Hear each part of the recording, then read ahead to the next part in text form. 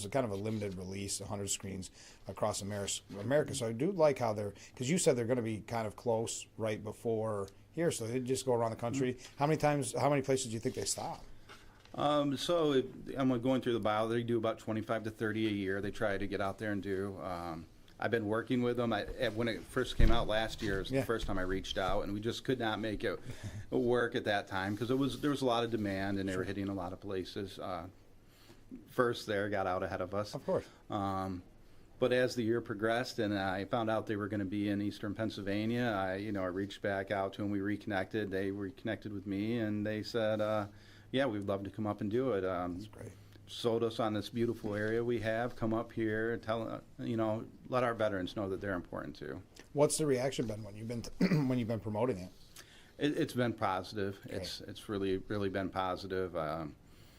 I haven't seen the numbers of how many signed up yet. That's next week. I have another call with the production team there to go over it and kind of see, how it's going and make sure we're getting everything lined up.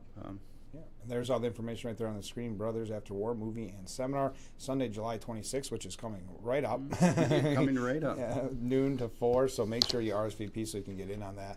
Again, that's at the Arnett Mall, as you see. So it has been a little while since we've talked. How's everything at Steuben County Veterans Service Agency? It is great over there. We got a full staff, and it's amazing the things that my co-workers they do for veterans in the county. There's always something, there's always someone, and what they do is really important.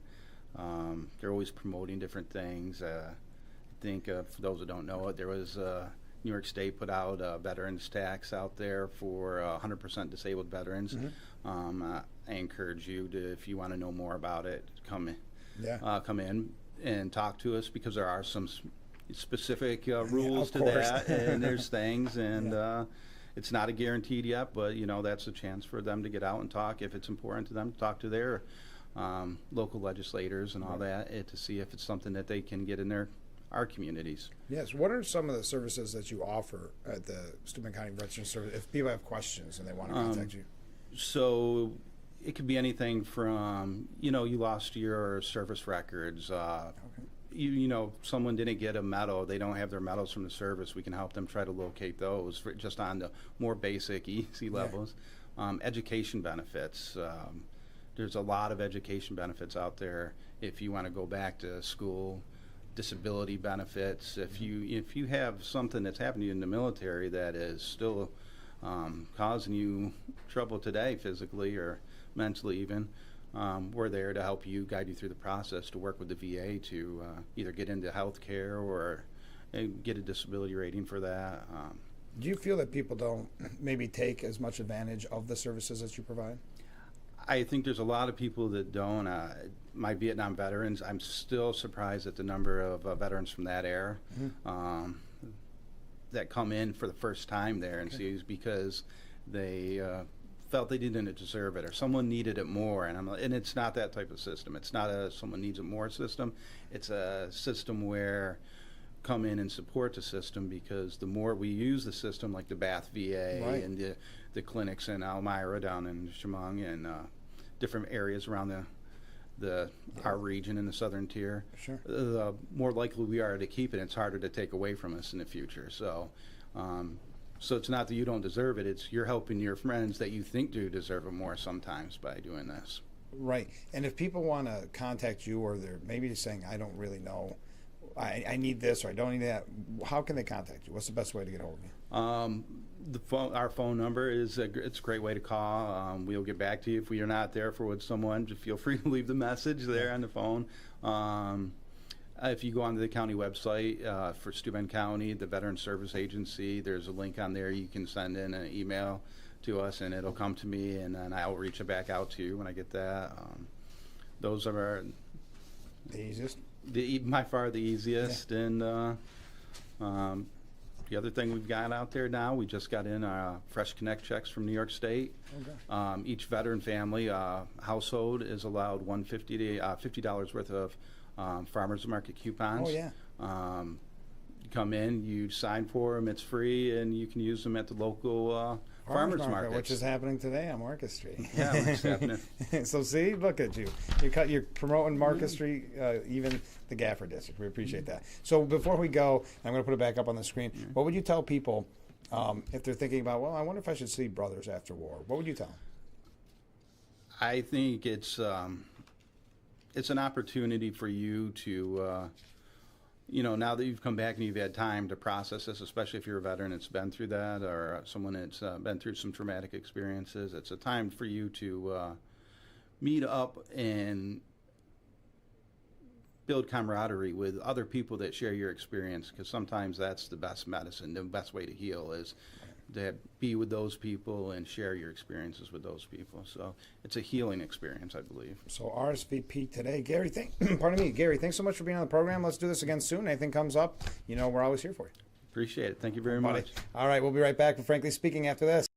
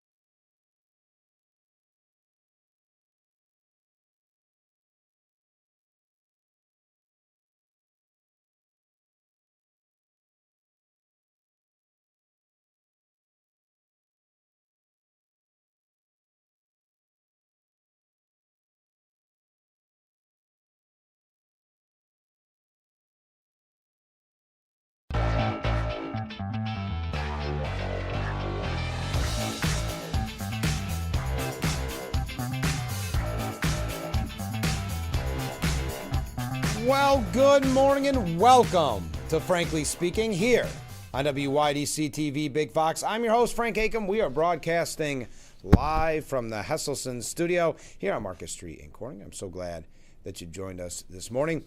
On the program, we're going to be talking with Gary Smith from Steuben County Veterans Service Agency. They have a really interesting event coming up with the movie Brothers After War. You're going to hear all about that in the 7 o'clock hour.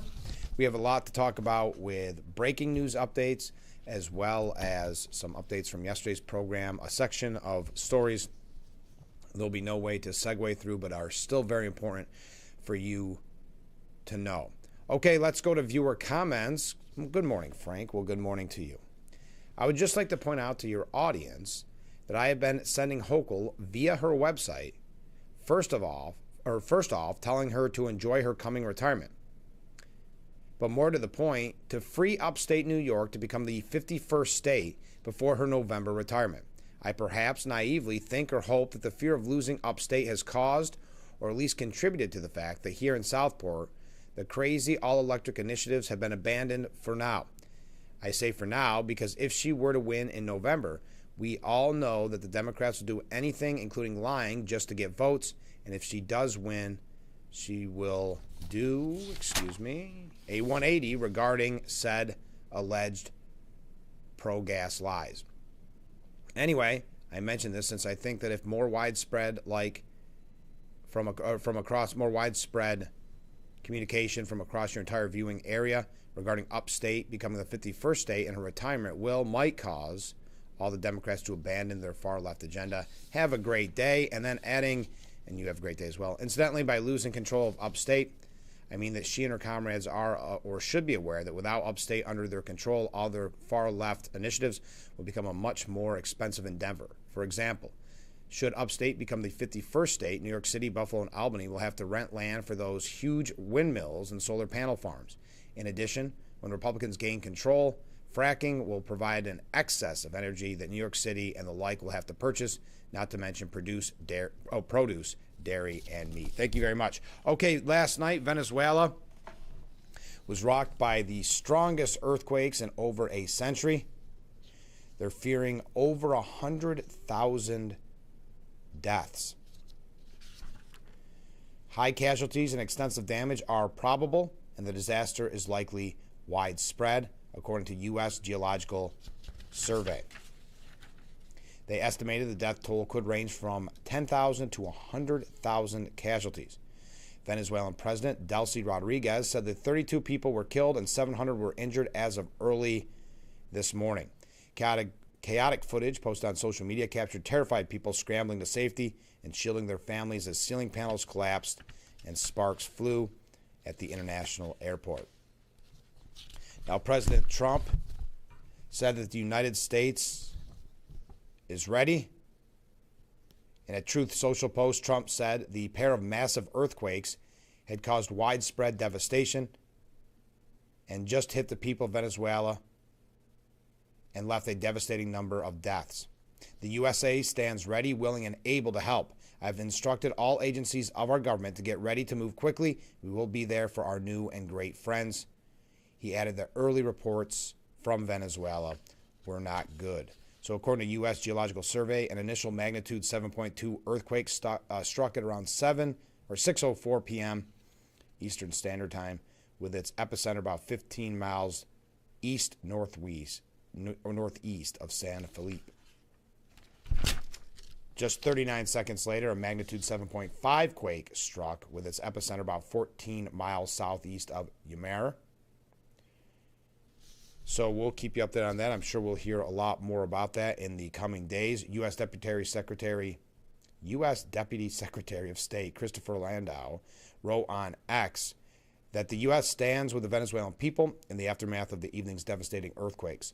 We're in touch with the authorities and mobilizing assistance. The U.S. government is closely monitoring the aftermath of a large earthquake in Venezuela. We extend our deepest condolences to the victims and are committed to supporting the people of Venezuela during this difficult time. Now, yesterday, and this section and the next few sections are going to have a lot of kind of difficult stories to segue through, but all important for you to hear. Yesterday, Trump kicked off the Great American State Fair celebration, of course, celebrating America's 250. Trump saying the best is yet to come, even though we've had numerous polls. And this is the media again. I have another poll from Gallup this morning. The media keeps portraying everyone in this country, I guess, hating this country. Now, it is scary when you see the elections on Tuesday, the primary elections, where DSA, Democratic Socialists of America, had huge wins, and really turning Albany even farther left. And then you have these DSA candidates running for Congress as well. I have a piece maybe we'll get to later on, but basically the slogan of DSA is "We hate America." So it does make you concerned. So when Trump says the best is yet to come, there are a lot of people, and a lot of it's due to the education system teaching young people how bad the country is, only focusing on what they deem as the most negatives, the most negative stories, and not focusing on in any way, shape, or form American exceptionalism. But going back to what Trump said, and then I have a poll for you, kind of echoing what I just said. Quote, "We are the ones who are carrying forward the light of Western civilization," he said from the National Mall, describing the U.S. as young by comparison, some but superior to any nation that's ever been built, no matter how many years it took. This is the very beginning of the golden age of America. We are in the golden age. There has never been an age like this. This anniversary is a time to be proud of our past, but is also a time to lift our sights, expand our ambitions, and raise our expectations of what America can be. The best is yet to come. Now, the event near the Washington Monument marked the opening of the 16-day Great American State Fair. Earlier this month, Trump announced that he would hold a MAGA-style rally after several artists and bands pulled out of the Great American State Fair. The U.S. Marine Band, the Army's Rock Band, I didn't know they had that. Downrange, I didn't realize. American tenor Christopher Macchio and Lee Greenwood, of course, country singer, provided entertainment for the crowds of thousands that attended the event. Red, white, and blue F-16 Vipers, a B-2 Spirit stealth bomber, and F-35 Lightning II fighter jets performed flyovers as well. Transportation Secretary Sean Duffy, one of several Trump administration officials who spoke at the rally, praised the military bands for stepping up to perform, calling them way better than those, I won't use the words, everybody else does, that canceled on us. The far left, we'll say.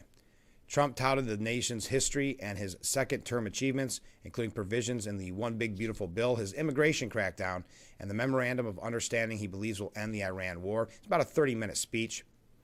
Trump saying, "Today we have the largest economy on earth, we have the strongest military on earth, we have the most powerful technology on earth, we have the greatest culture on earth, and above all, we have the greatest people on earth. Tonight, as we stand on the edge of the 250th year of independence, I'm thrilled to declare that America is back. It's time to be proud of our past." From Athens to Rome, from London to Paris, from New York to L.A., and from all other parts of the world, the great civilizations of history did not wallow in aging ruins of the past. They built new cities, they created new monuments, and they forged towering legacies that still inspire the world after hundreds and even thousands of years. Now, I mentioned this first because I forgot it was on. Did you happen to watch it? I'm going to probably watch the repeats of it. But the new trend in the media leading up to America's 250th is to present to you a case where everybody is angry, everybody's mad, everybody hates this country. It's very sad. Do I have time? Yes. It is very sad, but this is Gallup. At 250 years, 77% of Americans surveyed say the U.S. founders would be disappointed. Just over 3 in 4 Americans now say that founders would be disappointed, compared to 71% back in 2013 and 42% back in 2001. What a difference. Republicans are more likely than Democrats to say the founders would be pleased. We would assume that. 7 in 10 say the U.S. has made progress towards its founding ideals. Well, that's an impressive number. Why wouldn't that be the lead? Why wouldn't that be the headline? 7 in 10 Americans say the U.S. has made some progress towards its founding ideals. That's better than the negative. A few groups say the U.S. has succeeded a great deal in achieving its founding ideals. So I guess we'll have one of those now until July 4th and probably after as well. But you know who doesn't feel that way? Our friends that are visiting for the World Cup. We've been talking about this. It's going viral all over the internet, where tourists who are coming from their home countries to watch the World Cup games, sharing all that America has to offer, really showing American exceptionalism. It's becoming a pretty cool trend, a very inspiring trend. Well, Brits who were visiting the United States for the first time for the 2026 World Cup are apologizing to Americans on social media. One fan from England saying we owe America a huge apology, because America is nothing like the media tells us. Everyone is so friendly, everyone is so accommodating, and I've honestly had the best time, said Oliver Henry. And this is a trend that's been taking off since the World Cup began, where people are seeing America for what it is, not what their media and sadly what our media tell us what America is, or tell them what America is either. I fly home Sunday, and the English have a song where we say, please don't take me home. I just don't want to go to work. Let me stay here and drink all your beer. And it's never resonated with that song more than in America. The people of Texas have been the friendliest and most accommodating people I've ever met. We have had the best time for the entire trip. Part of my heart will forever stay in Texas. I came to Dallas to watch England play Croatia in the World Cup at AT&T Stadium, and the trip exceeded every expectation. From the moment I arrived, Texans welcomed us with warmth and kindness. Stadium staff and local fans alike made the match day experience smooth and enjoyable. The scale and energy at AT&T Stadium were incredible, but what stood out most was how approachable and helpful everyone was, turning a big international event into a personal, memorable experience. He recalled having friendly conversations with locals and receiving tips on where to go, and that shared enthusiasm for the game made our stay feel more like visiting friends and sightseeing. America, you deserve and are owed an apology, said another attendee, Josh. And I'm going to say sorry on behalf of all the countries outside America and their media and the narrative they paint about America. Well, you could say the same thing about America's media, unfortunately. Quote, hundreds of thousands of fans for the World Cup are now seeing America through their own eyes, realizing the narrative they've been fed is false. And they're now realizing America is not the place that they thought it was. America is rich in culture, scenery, and people are amazing. And the media in the countries outside of America paint this weird narrative that it's a place that you shouldn't go. But now the tides are changing. We've all seen the videos of the Europeans experiencing America for what it truly is. It's amazing. Isn't it sad in a way to hear visitors to our country speak with more pride for America than our own media, than our own politicians, many of whom won their primaries on Tuesday at the state level? It's heartwarming, but it's also sad as well. You're not going to see this narrative painted in the media. You're not going to see this narrative in the education system about the greatness of America, about America's exceptionalism. Whoever said America doesn't have any history or any good architecture, they're wrong, a third British tourist said. This is becoming a trend online. British TikToker Skylar Sky. America, I need to apologize to you. Before I came to this country, I believed everything negative I saw in the news. I saw things about how everyone was rude, how everyone tried to rip you off, how people just generally don't get on. I have been here for over 2 weeks, and I confirm that is not true. Everyone has been so friendly to me. Everyone wants to help me. Everyone's been giving me advice about my trip and just genuinely being so helpful. American hospitality is definitely a real thing, and I'm all here for it. We owe the U.S. an apology, said another British ally on TikTok. And when I say we, I mean the, wow, listen to this. This gives you goosebumps because you don't hear it in our own media. We owe the U.S. an apology. And when I say we, I mean the entire world. And that apology is needed purely because of how much judgment the world has thrown onto the U.S. over the last few years. The American people are probably the most genuine, welcoming, and humble people that I ever met in my life. He advised his fellow Brits, if you get a chance, go to the U.S. and travel and see it for yourself. I promise you will not regret it.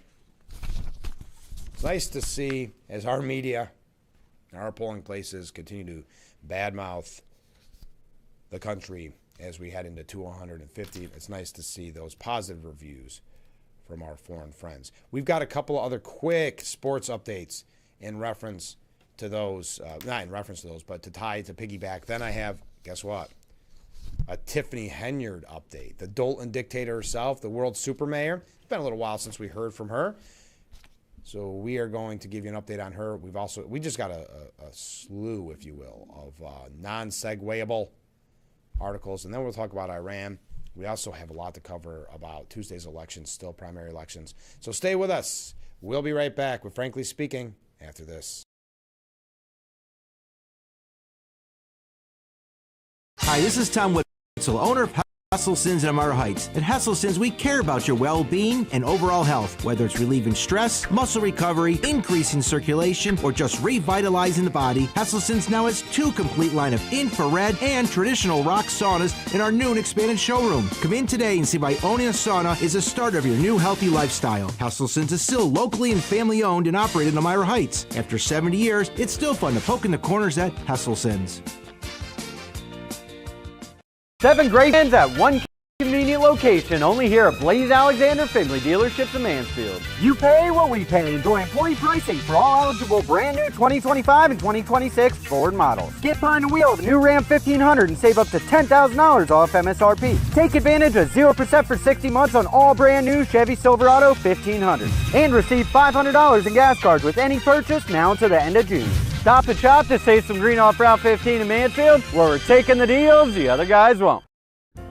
Wedding and prom season is here, so plan to dress to impress. Make Tallman's and Painted Post your first and only stop on your list. With hundreds of styles to choose from, ranging from classic to contemporary, Tallman's has the perfect tux to fit you and your budget. This just in, save 25 to 75% off all remaining women's wear. You don't want to miss this once-in-a-lifetime sale, so hurry in for the best selection and unbeatable prices while they last. That's Tallman's in Painted Post.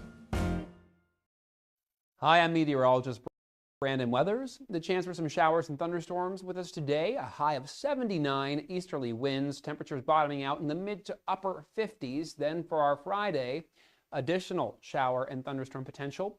Low 80s. We'll find more wet weather for our Saturday, but after that, we will start to consistently rise not only above daily average highs, but closer to some 90s as we head through the start of next.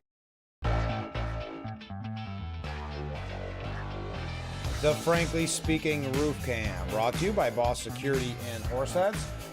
Contact them today for all your business and home security needs. We are back broadcasting live from the Hesselson studio here on Market Street in Corning. We had just talked a little bit about sports. 2 quick things on sports before we get to the Dalton dictator herself, Tiffany Henyard.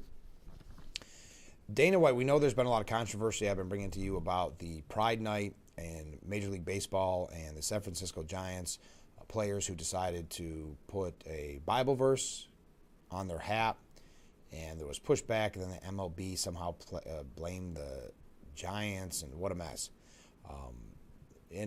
People are talking about how brave it was for those players to put the Bible verse on their hats, knowing the repercussion. Well, UFC CEO, we got a lot of new UFC fans after watching the event at the White House.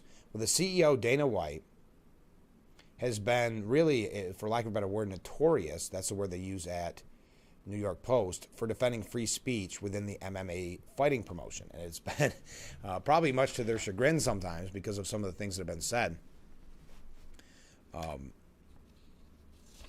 Let's see, where was it? Okay, they talked about, in this interview, the UFC has celebrated several cultures over the past few years, namely Mexico and the U.S. during, obviously, UFC Freedom 250. But they asked him, why has UFC not honored Pride Month? White made it clear that UFC fans and critics alike should not expect a Pride Night celebration anytime soon during an interview, saying, I'm staring at my roster of top 15 fighters. I'm assuming we have some gay fighters. I don't know how many of them are openly gay. I know that we have a gay female fighter. I don't give a blank. I don't care what you are, who you are, what you do. We don't talk about that, any of that stuff. He then noted that the UFC has a t-shirt that has the rainbow flag on it before adding, everybody do your own thing. I'm just not into it. So we won't see a Pride night at UFC. He also added that he's still upset about the viral comments that Josh Hockett said regarding Michelle Obama at UFC Freedom 250, but he's sticking to his guns for better or for worse on the free speech and for that. Now, Joy Reid on the other side of the coin, she calls the Knicks owner, James Dolan, a, quote, plantation owner, end quote, for accepting President Trump's invitation to visit the White House, saying that it hurts my heart to think of the players being forced to visit the White House. Am I missing something? I mean, I know there was a hatred for the UFC event as well, but the honor of being able to visit the White House and see the White House and be a part of that, I mean, it shouldn't be a political thing. How many Republicans and conservatives that played sports and were honored at the White House, how many of them were honored under Obama, under Biden, under Clinton? James Dolan. James Dolan said definitely comes, this is what Joy Reid said about James Dolan. Let me be very clear. Dolan, quote, definitely comes across as a plantation owner character. And the fact that he would want to see these proud black men saying, you know, being, I don't want to use her kind of racial language, being in front of a racist president. It hurts my heart so much to even think about it. It wouldn't be their fault, but it would be so demeaning. Atlantic writer Jameel Hill, who obviously had some racial things to say in the past on ESPN, ultimately costing her a job. She was on this podcast and she agreed. Dolan is, quote, purposely putting them in line of fire of an administration that has been openly hostile towards black folks. And it's messed up because the players will get their brunt of it because they're the easy target. Hill then said Dolan's acceptance of the invite seemed very slavey. There's a perverse thrill that comes with making black athletes, especially black men, look subservient. And that's what this is the root of. I had never realized how apparently racist sports has become. We hear this from Jameel Hill and Joy Reid. Recently, we heard from Al Sharpton that the event at the White House, the UFC event at the White House, had a kind of, I don't remember if he said plantation, I don't remember what the exact term was, but calling that racist. Not just that event, making it sound like the whole sport was racist. Now it makes it sound like all of sports is just being done to, quote, look very slavey, end quote. Wow. Boy, the left has made sports fun, haven't they? My goodness. That's what your reaction is, to go visit the White House. I mean, if I don't think I would ever have to worry about this, but if I was a star athlete, and I was invited to the White House under Biden, Obama, would have easily attended, happily attended. But to turn this into not only a political issue, but a racial issue, to get an invite to the White House is just, I guess it shows you, I know the term Trump derangement syndrome, but I guess it shows you that hatred that so many have for Trump. Now, before we take a break, and I'm going to be running long all morning, just running late because we have so much to cover, and a lot of it's quick, but apparently I'm in the mood for tangents today. But the world's super mayor, it's time for another update. If you're not familiar with Tiffany Henyard, she has quite a interesting background. She became mayor of Dalton and a town supervisor somewhere too, and basically allegedly misspent funds, kind of used some of her people to strong arm for more money. Really, and the reason why we brought her up, because it's obviously in Illinois and doesn't affect us. The reason we originally started bringing it up is because it's a prime example of knowing who you're voting for. I mean, I was talking with a friend yesterday. How many people went into the booth on Tuesday in the primary, in whether it's Chemung or in Steuben, went in blind without the knowledge other than, oh, I saw a sign, or, oh, my son used to play Little League with her son. or his son. Or, I mean, and that's from every level. That could even be for the Democrats at the congressional level. How much research was done. And it's not to knock anybody. If you didn't, you'd still be glad that you voted. And it's hard. It's difficult to get the information. That's why we try to do the best we can here on Frankly Speaking. But she was kind of the poster child for this when we first started the program 3 years ago. So Tiffany Henyard has now become not just a kind of me lecturing about knowing who you're voting for. She's also just been, I think, I don't speak for everybody in this audience, but I think someone we'd like to hear updates from. Well, the wins keep coming for the self-proclaimed super mayor. Ex-Illinois Mayor Tiffany Henyard notched a legal victory this week after cruising to an easy win at the ballot box last month. I don't think I ever knew about that update. Remember, she switched parties to run as a Republican. Now, she does not have Republican beliefs. I think she's made that pretty clear. But what she did is she realized she couldn't win the Democratic field, so she ran as a Republican, switched parties, ran as a Republican, and that doesn't mean she was endorsed by the Republicans. That just means she became a Republican and took the petitions out. And so she ended up winning that primary. But she has continued her march back to relevancy. Henyard, who's running for office in Georgia, returned to her old stomping grounds on Monday, where a Cook County judge ruled her former landlord must pay her $1,500. The judge also rejected the landlord's argument that Henyard owed about $10,000 in unpaid rent and other costs at the Dolton home, instead demanding her boyfriend pony up more than $7,000. The property owner, Genta Hall, initially made the claims against Henyard and her beau, Kamal Woods. Anyway, we don't need to know all about her legal. I'm just looking for an excuse to talk about her. So Henyard, a Democrat turned Republican on paper only. Henyard is a public figure and has garnered a tremendous amount of attention from the public, both locally and nationally, the judge wrote. The court does find this to be a very serious breach of Henyard's privacy because apparently the landlord published her Social Security number intentionally. Ooh, that's not good. $1,000 would go towards an identity theft protection service and another for $500 for legal fees. After losing her re-election in the village and town, because, I mean, they hemorrhaged money while she was in office, she has since moved to Fulton County, changed party affiliation to run for a commissioner seat. She ran unopposed in a GOP primary, but still cheered the inevitable win last month. Not much of an update, but still an update. Stay with us. We'll be right back with Frankly Speaking here on WYDC TV, Big Fox.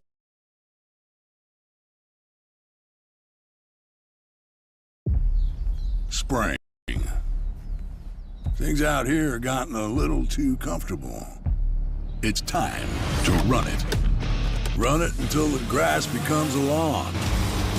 Until the hedges duck for cover. Then run it again. Right now, save $30 on select trimmers. Steel. Speed you've never seen. 6 hours that feels more like a sprint. It's Salin's 6 Hours of the Glen, June 25th through the 28th, where the sport's top drivers go head-to-head on one of the most scenic road courses in racing. Get your tickets at theglen.com today. Make this summer event.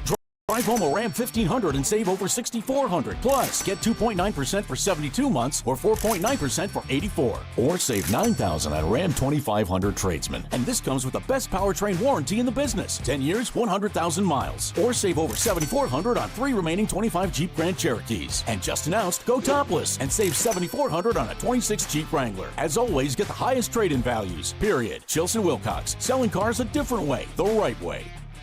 Dear Coach. Dear Coach. Dear Coach, they don't teach you that inner strength is the most important kind of strong. But you taught me that. They don't teach you how to build confidence in yourself or how to deal with all the pressures all at once. But you taught me that. First tee was more than golf. It's where I discovered what I'm capable of. You didn't just prepare me for 18 holes. You were preparing me for every day of my life. Learn more at firsttee.org. Don't let us you by. It's Sailin' 6 Hours of the Glen, June 25th through the 28th. A full weekend full of can't-miss moments. From the grid to the garage, make every moment count. Get your tickets and secure your camp. The Frankly Speaking Roof Cam, brought to you by Boss Security and Horseheads. Contact them today for all your business and home security needs. We are back, broadcasting live from the Hesselson studio. Mark writes in, good morning, Frank. Well, good morning, Mark. It's really not a surprise people are not proud to be an American after 4 years of being broke from Biden. I feel the same about New York State with Hochul in charge from her ridiculous laws and taxes. So if Blakeman loses, I'm probably moving to PA. And that speaks to the polls that we've seen time and time again where people have these kind of 5-year plans of leaving the state. Yours may be quicker, Mark. But yes, I understand it does get discouraging. So we could talk more about that. We got to do some real updates. We've been having too much fun this morning covering a little bit of everything. I do want to mention, we'll talk about the kind of war of words. Did you hear that Trump got into a shouting match with some GOP senators about this Iran war deal? It was a closed-door meeting. He, meaning President Trump, was described as mad as a murder hornet. That feels like a Joe Kennedy statement. But breaking yesterday, a federal judge permanently barred President Trump's administration from implementing most of his first executive orders on elections, part of which sought to require people to show documentary proof of citizenship when they register to vote. So the ruling by U.S. District Court Judge Denise Casper in Boston, an Obama-nominated judge, effectively converts a preliminary injunction she issued a year ago in which she temporarily blocked many of Trump's efforts to overhaul elections. It's now a permanent ban. Casper rejected the Republican administration's argument that the lawsuit to block the charges brought by Democrat State Attorney General was premature because the rules had not yet been put into place. Instead, she agreed that the Constitution gives states and Congress the authority to regulate elections and that Trump's requirements violated the separation of powers. The Constitution, quote, does not grant the president any specific powers over elections, Casper wrote. In a statement, New York Attorney General Letitia James said she was grateful the court had blocked Trump's, quote, unconstitutional attempt to seize control of our elections and will continue to defend voting rights in this year's midterm elections. Generations of Americans fought tirelessly for the right to vote, and we honor their legacy by protecting that right against anyone who tries to undermine it. Aren't the people without an ID that are here perhaps illegally, that their voting undermines the integrity of the election, undermines the election? It negates your vote. But her argument, this judge's argument, is there's not the evidence of voter fraud, which we know, of course, there is. But that's the media does this. Of course, this judge does this. They throw around, and another topic they do it on is global warming. It's settled science, right? It's settled that there wasn't enough voter fraud. Well, who gets to decide what enough voter fraud is before we put voter IDs in? What is that bar? And think of that. Asking someone to show ID is now considered a, quote, attack on voting rights. All right, it comes as no surprise, but the Obama-appointed judge rules that Trump lacked the authority to change the election rules. There you are. Okay. Now another big... Ooh, we got to take a break already. Let's end this segment because we've got a couple other things to go through that are just quick. Again, just jumping around, and then we're going to talk about the shouting match that Trump had in regards to Iran. Also, we have a lot about Tuesday's elections that we need to get to. As I mentioned, our good friend Gary Smith from Steuben County Veteran Services will be joining us. If you are a veteran or you're a family member of a veteran, you don't want to miss this interview. But I'll end this segment before we take a break and maybe catch up on time a little bit. Second Lady Usha Vance had some fun at the expense of the New York Times. The New York Times, of course, very far left. Well, they decided to focus on the political significance of her pregnancy fashion. Vance, who is pregnant with her fourth child as her husband J.D. Vance serves as vice president, was the subject of a New York Times piece titled "The Politics and Power of the Pregnancy Image." alongside White House Press Secretary Carolyn Leavitt and Katie Miller. New York Times fashion critic Vanessa Friedman began her piece by putting a spotlight on an Instagram reel that Second Lady Usha Vance posted commemorating Father's Day, noting that she was wearing a stretchy coral dress that hugs her stomach. Quote, that three such prominent women in the MAGA movement were pregnant at pretty much the same time was indubitably a coincidence. But for an administration that has such an intuitive and strategic understanding of the power of aesthetics, that an unspoken dress code in which men outfit themselves in the image of the president has developed has also become a telling one. Together, the women have created a notable, consistent, and somewhat paradigm-shifting picture of the White House's family and fertility platform. After pointing out how the trio showcased their growing stomachs once they announced their pregnancy, Freeman said of Vance, as Second Lady, her job is also to represent and humanize the vice president. By spotlighting her pregnancy, she is doing exactly that. Is that the right term, humanize? So Vance saw the article and decided to respond.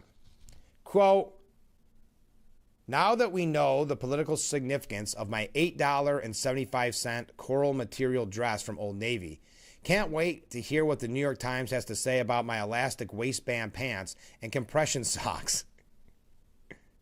The Second Lady went on to share a screenshot of her Old Navy receipt showing her maternity dress was marked down from $49.99 to $12.49 and had an additional $3.74 deducted in promo discounts. I love that. Now that we know the political significance of my $8.75 coral maternity dress from Old Navy, can't wait to hear what the New York Times has to say about my elastic waistband pants and compression socks.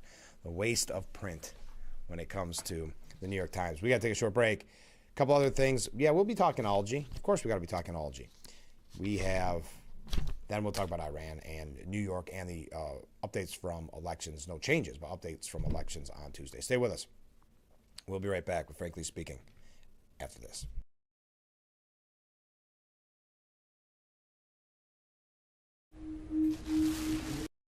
I had to pack up all my things.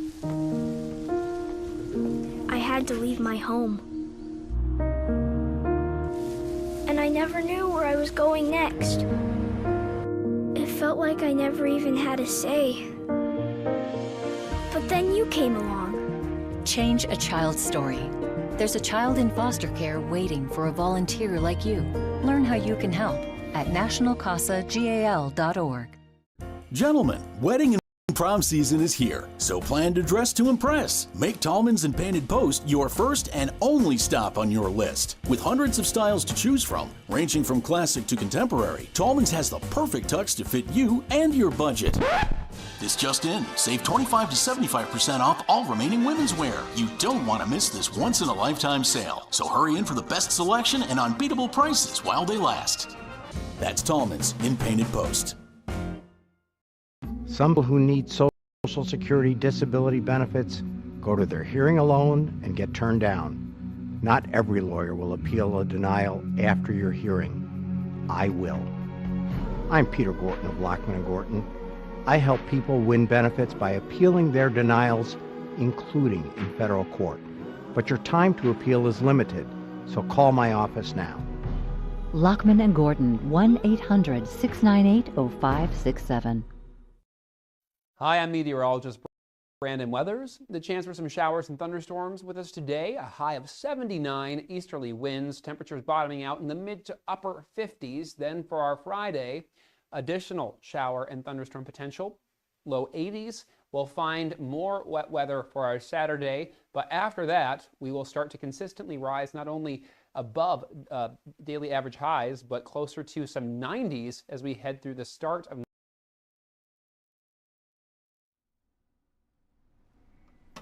The Frankly Speaking Roof Cam, brought to you by Boss Security and Horseheads. Contact them today for all your business and home security needs. We are back, broadcasting live from the Hesselson studio. Comments from Mark writes in, Trump said he is not signing the housing bill until they pass the ID to vote bill. Yeah, I saw that. There's some really big back and forth there. I know John Thune's not happy, but let's face it. John Thune, and I hate to say this, is not just John Thune, but it's something that we all have to be aware of. In November, at the midterm, there's going to be a lot of Republicans, not Republicans that perhaps watch the news, or no, that's a bad example, but watch shows like this or do the research, but Republicans that are proud Republicans that just have busy lives. They're going to look and say, why bother going out when we gave Republicans the House, the Senate, and the White House, and they can't get something like the SAVE Act through? Like that has grown, and I've heard it from Republicans that I know, anecdotally, that it's a growing frustration. So, and John Thune has kind of become the focus, the face of that. Not being, and always telling us, well, you don't understand. I mean, there's a way that they could get the SAVE Act through with a procedure that hasn't been done in 100 years, and his argument is maybe there's a reason it hasn't been done in 100 years. Just always excuse after excuse. I do believe, and I've said this for a very, very long time, going way back to before Paul Ryan, that there are Republicans that like to lose. And the reason I say that, it's much easier to say, boy, to your constituents, boy, I tried. I really tried for your gun rights legislation or to go against this global warming madness. But what could I do? We're in the minority. There's nothing we could do. And they liked that comfortableness. For example, it's when Trump won the first time and it's time to repeal Obamacare and replace it. And we realized that all the time the Republicans have been saying that they had no real replacement. So I think there is a group of Republicans that like that, and that's what leads to this mentality of not getting things done. And if they're out of the minority, they think, it's not that bad. I just don't really have to accomplish anything, but I can still go to my constituents and say I tried. Comment from a different viewer. I didn't realize that rogue judges are in control of our country and not our elected officials. Something needs to be done about this atrocity. Yeah, it's very frustrating. It's been consistent through all of Trump's second term and first term, but really the second term. It's been nothing but judges deciding that they're more powerful than the President of the United States, but also that these judges, and not the Supreme Court justices, I'm talking about judges in various states, they believe they're more powerful than the president. They also believe that they're more powerful than the people that elected the president, that they should be able to decide what the American people actually want as compared to what they voted for overwhelmingly with a win in the Electoral College and the popular vote. But it's time. It's been too long. It's time to talk about algae. The Lincoln Memorial Reflecting Pool has been looking good after reports of algae and alleged vandalism on the recently renovated pool. This, according to TMZ, no right-wing outlet. TMZ's Charlie Cotton shared a video to Twitter of the water in the reflecting pool looking blue and cleaner. The reflecting pool is looking magnificent this morning. Like, if you're going to say it looks like, we'll say garbage, when it looks like garbage, then you got to say when it looks like it's good, you want to go swimming in it. Raises a good point there. If the whole thing that the media's been doing is, look how bad it is, look how bad it is, and we've heard people on this show gloating about it, and people in various outlets gloating about it, showing pictures. Well, as this Mr. Cotton says, if you're going to do that, when it looks good, you got to give credit where credit is due, essentially. He pointed out that there was better reflection when there's no wind and it's all still. TMZ reported that clear water makes a mysterious jagged line at the bottom of the pool more evident. The clear water makes a mysterious jagged line at the bottom of the pool more evident. This is what President Trump was apparently zeroing in on to make his case on the reflecting pool being vandalized by a sharp object. Oh, very interesting. So now you got to give TMZ a little credit here for actually reporting on this. You won't see this when there was huge exposés and long segments on the news talking about algae and talking about the paint chips or whatever it was, or ducks dying. We heard so much. Now there is apparently, when it's calm, you can see what looks like vandalization. That'd be the right word, vandalization. Vandalized sections of the pool. It is reported that in Truth Social post on June 20th, President Trump shared that the U.S. Park Service had arrested multiple individuals for vandalizing. So if you can't just talk about how bad it is, you got to talk about how good it is. I thought that was a really good point. Kelsey Grammer, you remember Frasier? He shared a message for Americans dissatisfied with the country as some critics obsess over President Trump's allegedly botched $14.8 million restoration of the Lincoln Memorial Reflecting Pool. Kelsey Grammer, the actor, whether you know him from Frasier, voice acting, he said, there's a virus that has infected a very small number of people, I think, who just want to tear things down. They've been consumed by hatred, and of course, hatred ends up basically destroying you. I pray for them. I pray for everyone to find a decent sentiment in their heart about this country, about the people who run it these days.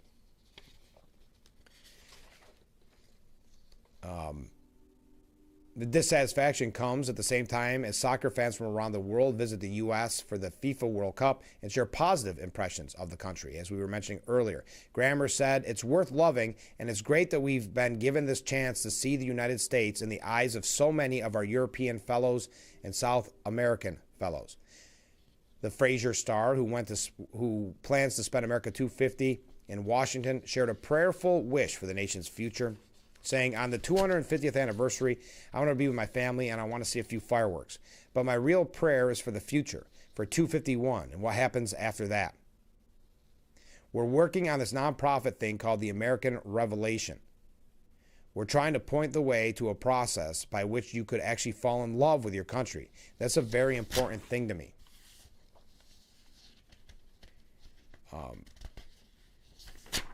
I was lucky enough to have some pretty good teachers who felt like they were on that we were on a first name basis with our founding fathers. And I carry that with me. I respect these people so much, and the fact that they did this for me, I want to do something to pay them back. My grandparents raised me, and they love this country. My grandfather fought in World War II, and he was 28 months in the South Pacific. Well, it'd be nice. I love that idea. Giving people the information to love this country. As we're seeing our FIFA tourists now, foreign tourists loving our country. It's so sad to see so many people, obviously, with a clear hatred for it. But we've got a lot of comments coming in, a lot of waves. I'll count those during the break. Stay with us. We'll be right back with Frankly Speaking here on WYDC TV, Big Fox.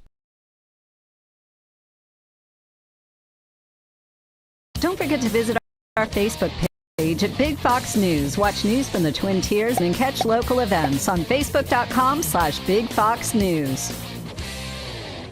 Visit Carpenters, Phillips, and Flint's. Our goal is to always make every family feel like they're at home. Our 3 locations each have their own unique qualities to them, so when a family comes to us at the time of need, we have the options. Every family we serve is different, and what they're looking for is different. We have to be able to allow the family to tell their story, and everyone's story is unique to them. Visit carpentersphillipsflint.com to learn more about our family-owned funeral homes.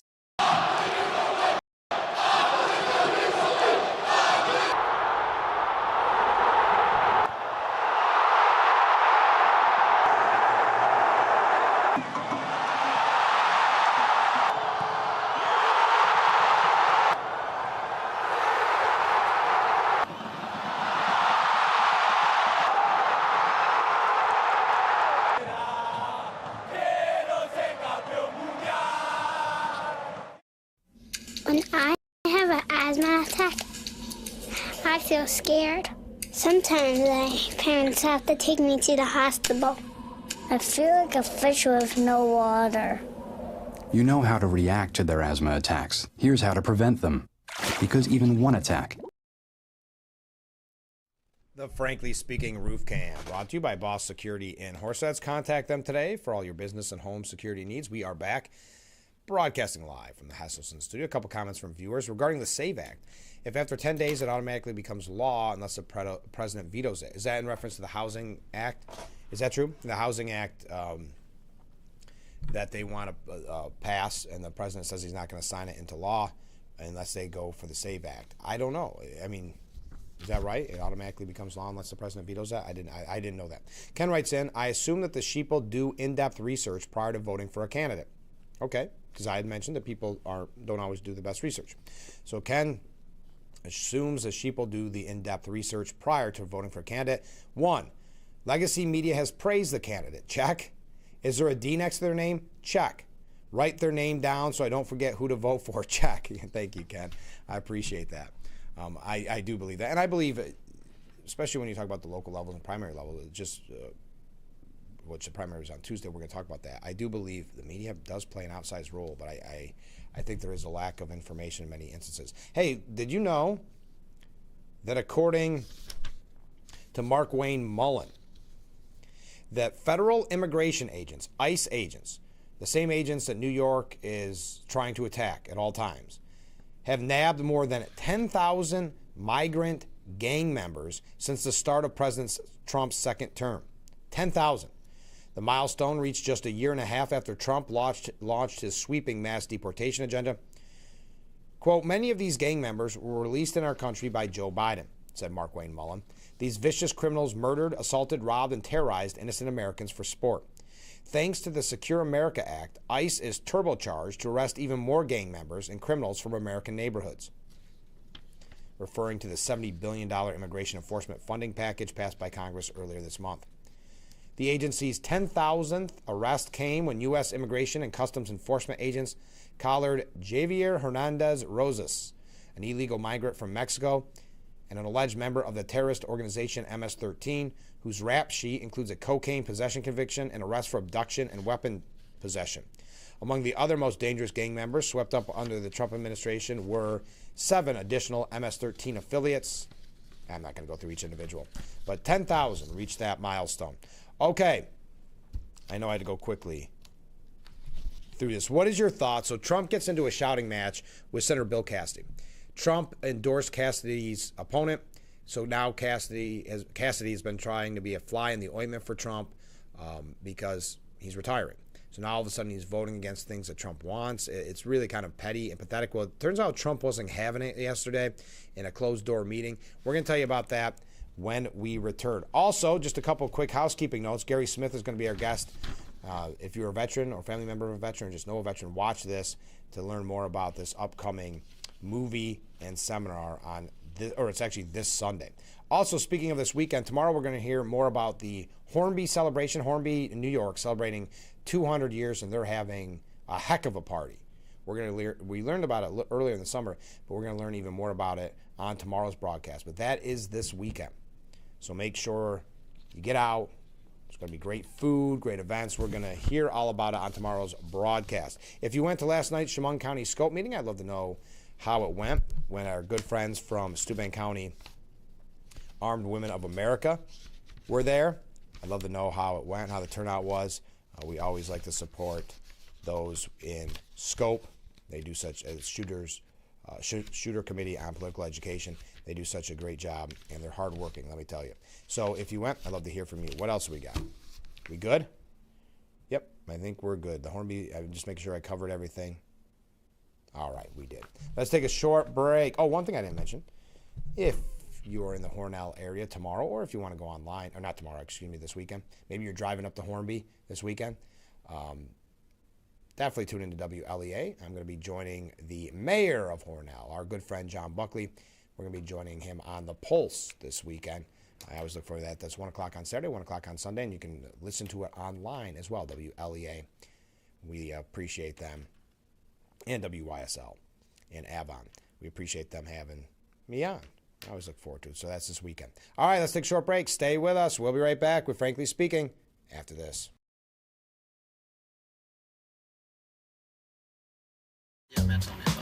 Hey, backseat passengers. What's your excuse for not buckling up? Babe, put your seatbelt on. The number one excuse? It's just a short trip. You know what else is a short trip? From the back seat to the windshield. Backseat passengers who don't buckle up are twice as likely to die in a crash as those who do. So instead of making excuses, make your life longer. Buckle up. Every trip, every seat.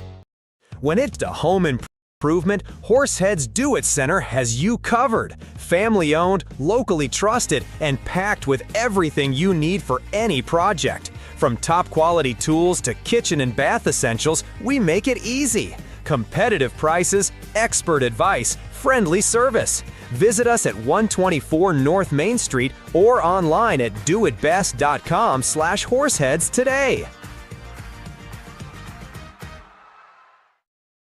Hi, I'm meteorologist Brandon Weathers. The chance for some showers and thunderstorms with us today. A high of 79, easterly winds, temperatures bottoming out in the mid to upper 50s. Then for our Friday, additional shower and thunderstorm potential, low 80s. We'll find more wet weather for our Saturday, but after that, we will start to consistently rise not only above daily average highs, but closer to some 90s as we head through the start of next week. The Frankly Speaking Roof Cam, brought to you by Boss Security in Horseheads.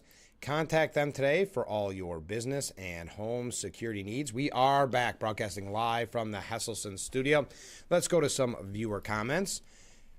Those idiot Americans who hate this country listen to and embrace the DEI and woke ideology.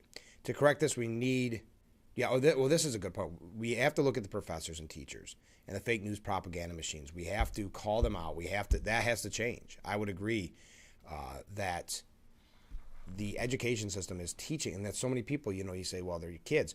Those kids are now grown-ups. And that's why these polls are so discouraging, and that's why you see the hatred in the streets, the anti-Semitism, the hate for Trump, MAGA, and just your everyday American.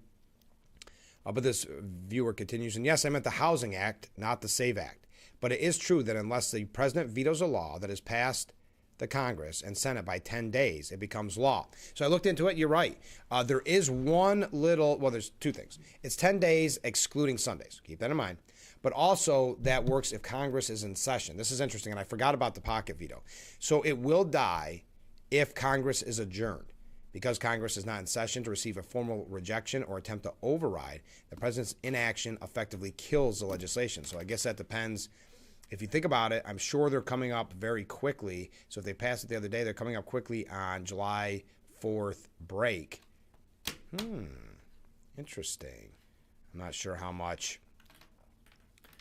I don't think they'll stay in session on vacation. So that'll be kind of an interesting time frame on that. All right, Ken writes in and says, I may be losing my long-term memory recall as I age, but when has the legacy media given credit to Republicans when credit is due?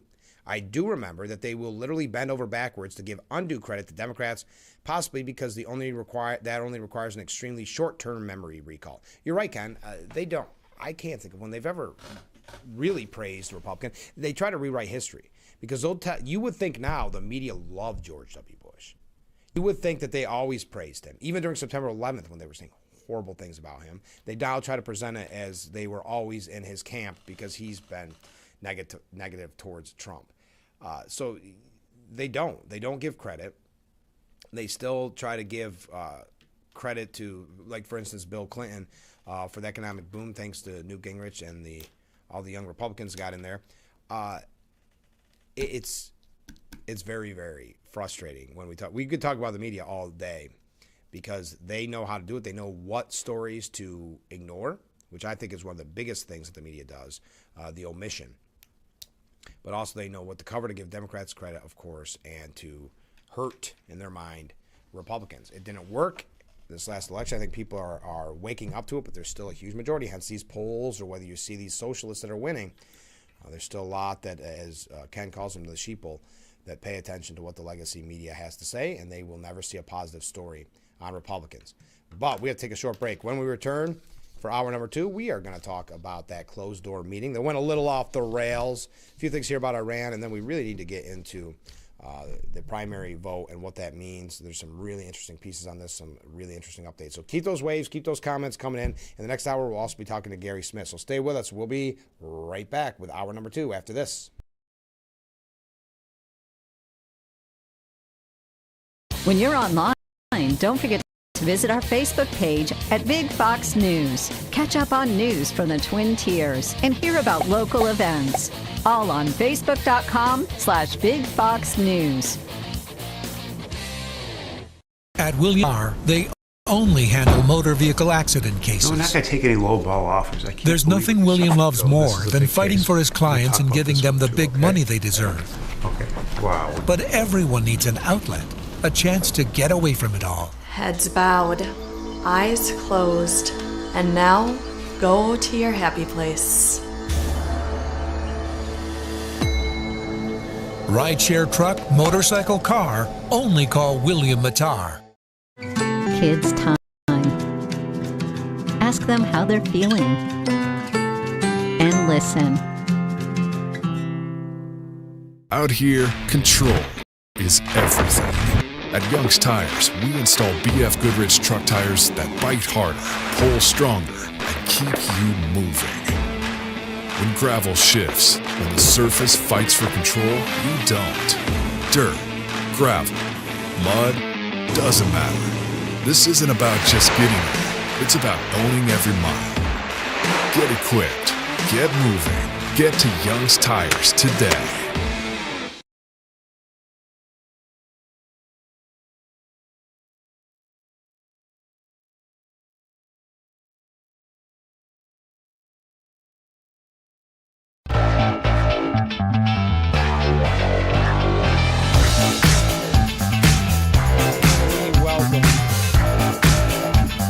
To hour number 2 of Frankly Speaking here on WYDC TV Big Fox. I'm your host, Frank Acom. We are broadcasting live and proudly from the Hesselson studio here on Marcus Street in Corning.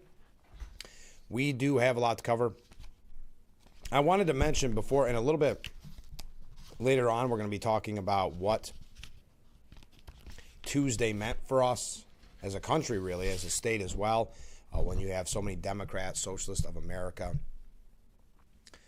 that won their primaries, and because they're in such far-left districts, that means they essentially won their election. It also should be noted, I thought it was a very good point, you won't hear me say that, Melissa Del Rosa, who worked for Cuomo's administration, was chief of staff for Andrew Cuomo. But I thought, a very interesting point, that Democrats, Socialists of America cannot win on their own, as their own party. They cannot, if they ran as Democrat Socialists of America on a line, they would not win. So they become, in her term, a parasite on the Democrat Party, and it's bringing it down. I have some examples of that. But I want to talk locally, because yesterday we talked about arguably the biggest primary race in our area, and that was incumbent Chris Moss being defeated by Mark Margeson. We had Margeson's comment on it during yesterday's broadcast. Chemung County Executive Chris Moss shared this yesterday to Facebook in case you missed it. I'm incredibly grateful to everyone who supported our campaign and stood alongside me. It has been an honor to serve the county and to work on behalf of the community. In this election, approximately 4,000 of our 50,000 plus registered voters participated. We respect the outcome and anticipate all those who took part in the process, and appreciate, all those who took part in the process. Throughout this campaign, we made a deliberate choice to take the high road, to focus on the issues, to treat others with respect, and to honor the trust placed in us by voters. That is something we can all hold our heads high about. In the days ahead, I will be consulting with my family, team, and supporters about the path forward. I am confident in the strength of what we have built together and remain committed to continuing to contribute positively to our county's future. Now, that does a nice post from Chris Moss. Does not answer the question. I know a lot of people yesterday and today are still talking about what does this mean for the general election. Now, yesterday was the primary. Both running on the Republican primary. There is not a Democrat candidate, but as you recall from this program, if you watched our interview with Chris Moss, he said that he is still on the conservative line. He got the conservative line. So that means in the general election, there could still be a race for Chemung County Executive as a Republican facing Moss on the conservative line. So Mark Margeson, Republican, Chris Moss on the conservative line. Your thoughts on that? But let's get to the shouting match with Senator Bill Cassidy and Trump. GOP senators describe Trump as being, quote, mad as a murder hornet. I still have to believe that anonymous source was Joe Kennedy, don't you? And raising his voice at the Louisiana Republican for joining 3 other Republicans in a vote limiting his wartime authority. And this is what's interesting. Cassidy thinks he's all tough and getting under Trump's skin because Trump endorsed his opponent, and so Cassidy is now on his way to retirement.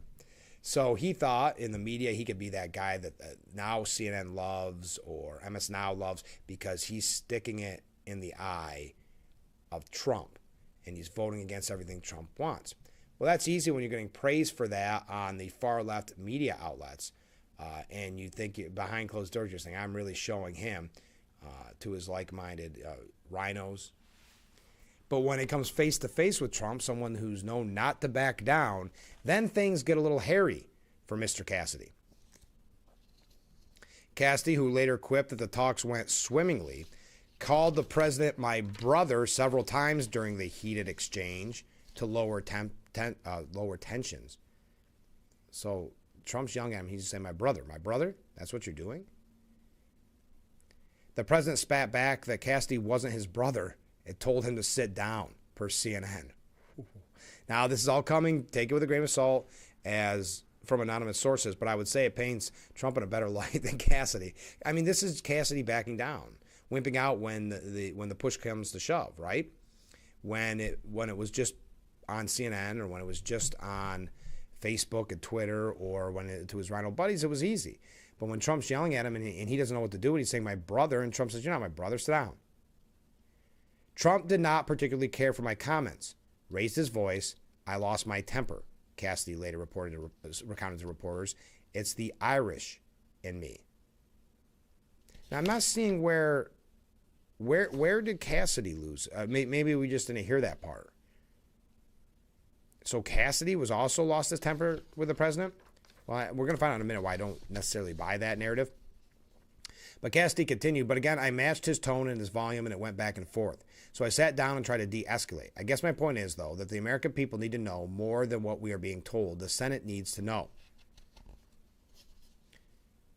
I think this seems like someone maybe trying to rewrite a little history after the event. Could be wrong. I wasn't in the meeting.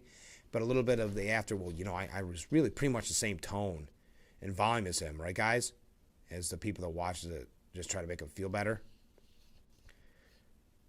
Trump told reporters afterwards, we had a really great meeting, and we're very proud of the party. We like our leaders. We like everybody, really, in the room. We don't like a few people, but that's okay, refraining from naming names. For the most part, we had a really well-unified party. Senator Roger Marshall sarcastically told reporters the exchange was very pleasant. Very much like a hospital board meeting when a bunch of doctors are yelling at each other, but at the end of the day, we'll figure out a way to get along. Voices were raised. I think the vote yesterday on the War Powers Act, the president's very disappointed. The administration is trying to negotiate the Iran deal, and they feel that the vote from the Republicans chopped their legs out from under them. The president was mad. Oh, I was right. Did I say Joe Kennedy? Oh, I think I said Joe Kennedy, but I was kind of right. The president was mad as a murder hornet about the war's power vote, said Senator John Kennedy. So I was right. I forgot that's John. For some reason I always think it's Joe. John Kennedy. If you haven't ever watched some of his hearings, he's a riot. Congressional action, disapproval of the Iran war. We're going to undermine the negotiations. Cassidy, the Kentucky Republican, and Kentucky Republican Senator Rand Paul later changed their votes to no to present. So after Cassidy got yelled at, and Rand Paul, I don't get, if you're going to always be no, that's fine, I guess. It's not what I think is best for your constituents or the people who voted for you. But if you're always going to vote no, fine. But then when push comes to shove, don't then say present. You got to stand on the same principles, right? So, well, before we tell you, well, this is what Trump said. I guess I'm jumping ahead. Trump said, wow, the Senate just changed its vote on Iran from 50 to 48 against to 50 to 47 for. Rand Paul and Bill Cassidy changed. Thank you, Leader Thune, Lindsey Graham, Bernie Moreno, and all. This vote puts Iran on notice. I want to thank Vice President Vance and Special Envoy Witkoff for the thorough briefing this afternoon on Iran. I appreciate the quick invitation to the White House to address many of my concerns.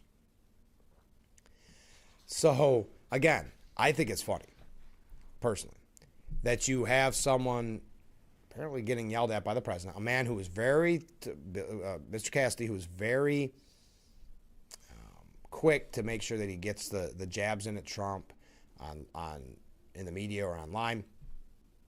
And, of course, you've got the scenario where he's voting against what Trump wants, and it's just kind of out of spite because Trump cost him his job. So he does all that, but then when push comes to shove in the meeting, sounds like he got kind of an earful, comes out, in my mind, seems like someone kind of rewriting history to make themselves feel better, and their friends going along with it saying, well, we both went after. I matched the tone, the volume, but I tried to de-escalate it. Okay, whatever, fine. But then after that happens, you go and switch your vote from no to present. So who ultimately won that heated showdown behind closed doors? But again, it just reminds me, and maybe I'm overthinking it, of that friend that you might have had that said, I was going to beat him up at the bar. I was going to. It's a good thing you held me back, told me not to. Right? Doesn't it feel a little bit like that? Now, tensions between Trump and the Senate GOP flared long before Senator Rick Scott, who chairs the steering committee, invited him to caucus lunch. Before the Wars Power Act, Trump had been incensed by the Senate's inability to wrangle the Save America Act, which would require proof of citizenship to vote and a bunch of conservative wish list items. Democrats have used the 60-vote filibuster to stop the Save America Act in its track. During the Senate launch, Trump expressed support for Mike Lee's proposal to use a talking filibuster to push the bill through. We made it clear multiple times that if the SAVE Act requires nuking the filibuster, it's simply not going to happen, said Thom Tillis. That's been obvious long before this meeting. Anyway, you get the idea. Now the housing bill, will still become law if he doesn't ink it within 10 days of being presented. The housing bill is yet to be officially signed by Johnson or Chuck Grassley, meaning it could be held up even longer period than the usual 10 days. But I believe, as we read earlier, that you get that extra, that if they're not in session, it's kind of its own veto. Okay. Now, how am I doing? Oh, I'm doing fine. President Trump's meeting with Senate Republicans might have been meant to find a way to pass voter ID and citizenship verification legislation, but it devolved into that shouting match. I think we really had a good meeting, and we're very proud of the party. We like our leaders. We like everybody really in the room. I don't like a few people, but that's okay. I think you know who they are. What started as a push to pass the SAVE Act, railing against Republicans, transformed into Trump railing against Republicans for allowing a war powers resolution handcuffing his authority in Iran to pass. He asked, why would anybody vote for the War Powers Act? As he continued, I said, is that a rhetorical question, or would you really like to know? I'd like to know, said the president. So according to Bill Cassidy, I stood up and said, you have not told the American people what's going on. It was supposed to last 4 weeks. It's lasted 4 months. Our original objectives have not been achieved, and I want to know what's going on. Then began the shouting match, which Cassidy blamed on the Irish in me, until ultimately he was asked to sit down by his colleagues. I guess my point is, though, the American people need to know more of what is being told. The Senate needs to know, and it does not appear, although I don't know for sure, that the course of this is going the way that we were told. All right. A source familiar with the meeting said that Trump was very animated over the war powers vote because it hurt the administration's negotiating, and that he named names of the Republicans who voted with Democrats, including Senator Dave McCormick, who was absent from the vote because he was with the president at an event in Pennsylvania. The source described the shouting match as a 7 out of 10, like two boys on recess that are yelling at each other over a foul on a basketball court, they said. All right. I don't know. Maybe they both gave it back and forth. All I know is that Cassidy changed his vote after it. That's one thing I walk away with. Trump cut off NATO's Mark Rutte in the Oval Office with a stinging 2-word comeback. Rutte brought 2 large gold-lettered, and this all ties in together, charts hailing Trump's success in boosting NATO military spending as he tried to sell the president on reinterpretation of recent history, saying, I really want to make clear how important it is that what you are doing on Iran. This is, first of all about nuclear capability. Iran was very near to getting its hands on. This is the leader of the free world taking responsibility beyond the shores of the United States for the rest of the world. And this is what you did, saying Iran was exporting terrorism and very near to getting nuclear weapons. So kind of trying to rewrite history here, that they're all of a sudden NATO is very supportive. I know there have been debates about whether your allies in Europe were with you enough. I just want to say one thing. Before he could say it, Trump shot back, they weren't. I know there have been debates about whether your allies in Europe were with you enough. I just want to say one thing, giving Trump that perfect opening, they weren't. Rutte said, let me say one thing. I know you think that and your irritation about that, but when you look at the numbers, 4,000 to 5,000 U.S. planes took off from bases in Europe in the 6 weeks this war took place. I know there's been isolated cases about which you are really disappointed, but generally speaking, your European allies have been there. Yeah, it seemed like he was trying to whitewash a little bit there, didn't he? As Trump said in the past, we were let down. Saying I was disappointed with Italy, I was disappointed with the UK, we were disappointed with Germany and France. We're disappointed with most of them. Spain is a horror show. Now, according to polls, I'd like to get your thoughts on this, Republican voters like the preliminary peace deal with Iran less the more they know about it. This coming from a survey by JL Partners. Initially, registered Republicans backed the deal by a margin of more than 3 to 1, But after hearing details of the Memorandum of Understanding signed by President Trump last week, just 32%, so from 62% to 32% deem it a good deal, with 44% actually panning it as a bad deal, with another 15% saying neither. So your thoughts on that. But we got to take a short break. One more segment, and then we'll be talking with our friend Gary Smith. So stay with us. We'll be right back with Frankly Speaking after this.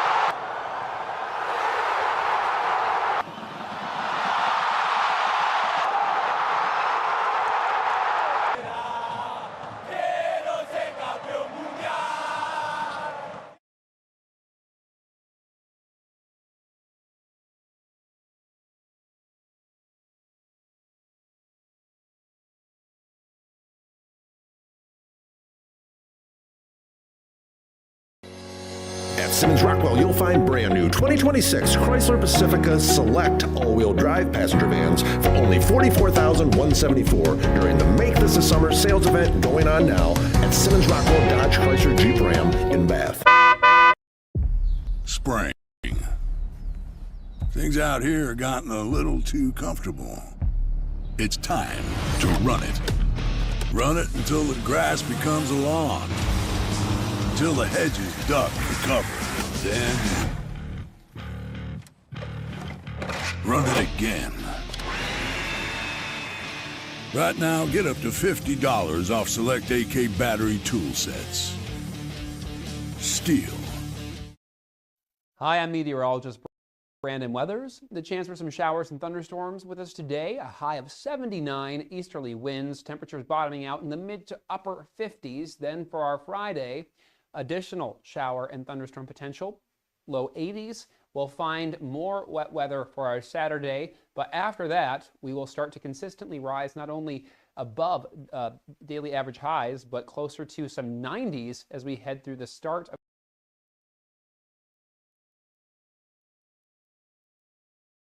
The Frankly Speaking Roof Cam, brought to you by Boss Security in Horseheads. Contact them today for all your business and home security needs. We are back, broadcasting live from the Hesselson studio. Let's go to some viewer comments. Good morning, Frank. Have a wonderful day. Well, good morning to you, and I hope that you have a wonderful day. How nice is that? Thank you. Comment from a different viewer. Doesn't the no Paul, Rand Paul, embrace an authoritarian state? Isn't that his ideological agenda? If so, the hypocrisy of Paul is that since he votes with his Democrat comrades in an effort to make it harder for President Trump to save this country, and given that Democrats press the false narrative that Trump is an authoritarian, why would Paul go against his agenda? Go figure. Thank you very much. All right. Let's see. Oh, let's talk a little bit about the elections here, shall we? George Conway. I full disclosure, I've said it for years. I can't stand George Conway. I think the way he treated his now ex-wife, Kellyanne Conway, was not only despicable, I think it showed his true colors of who he is as a person, deep down in his soul. He did everything to hurt his then-wife with her boss, but just in general. He is a slimy guy. He loves the fact that he's a quote-unquote Republican, but then, of course, fights the president and the MAGA agenda on everything. Well, he is surrounded by an echo chamber online of yes men, because they like the fact that Kellyanne Conway's husband at the time, and now ex-husband, and I think her daughter, all badmouth Trump. So, you know, all of his social media standing and all the people around him, they hate Trump. So they love this guy that they see as kind of a bane to Trump's existence, right? Well, that did not translate into votes, but it did convince him to run for Congress. Get this, he ran for the 12th congressional district in New York. George Conway's campaign spent $5.7 million only to receive 6,177 votes. That's $850 a vote, which is much more than even Mike Bloomberg spent per vote in the 2020 Democratic primary. Wow. He lost miserably, clearly, on Tuesday. Conway, one of the most notorious sufferers of Trump derangement syndrome, who left the Republican Party after a painfully public political fuss with his then-wife and Trump loyalist Kellyanne Conway, brought up the rear in an astounding 5th place with only 6.2% of the projected vote. President Trump reacting, saying, "Wow, Mr. Kellyanne Conway, a Trump-deranged loser at the highest level, is getting absolutely crushed in the primaries tonight. He'll end up at about 5% of the vote in a rather weak field of young and aggressive communists. No wonder his, quote, husband dumped him like a dog. This is a truly unattractive person, both inside and out. Have a nice life, George." Daniel Friedman said, "George Conway is so ridiculous and embarrassing that he has caused me to lose all respect for Watchell, Lipton, Rosen, and Katz," which was his former is his law firm, where Conway spent decades as a litigator. Yeah, I mean, listen, I've had this anger for him for a long time. I just think the way he treated Kellyanne Conway in public like that just showed, heaven forbid what that looked like behind closed doors, but he is just a nasty human being. One user said, "What kind of idiot would give George Conway $5.7 million? That's actually a really good question. That's an impressive return on investment if your goal was just to prove money can't buy you an election." That's a good comment. Journalist Brent Shear said, "But how many media profiles did he win?" Others got just more personally nasty. "Hilarious," another echoed. "He really showed Trump," adding a laughing emoji. "Reminds me of the old playground saying, 'Don't go away mad, just go away, George.'" I don't remember that. Just go away, George. I got you. A comment from a viewer. That's funny. On Gutfeld last night, Tom Shalulu said George Conway looks like the Operation Game Man. That's funny. I won't be able to get the picture up in time, but he does look like you remember the game Operation when they buzz if you don't get the certain things?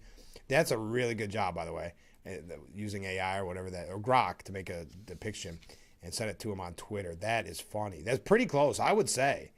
It's kind of eerily close.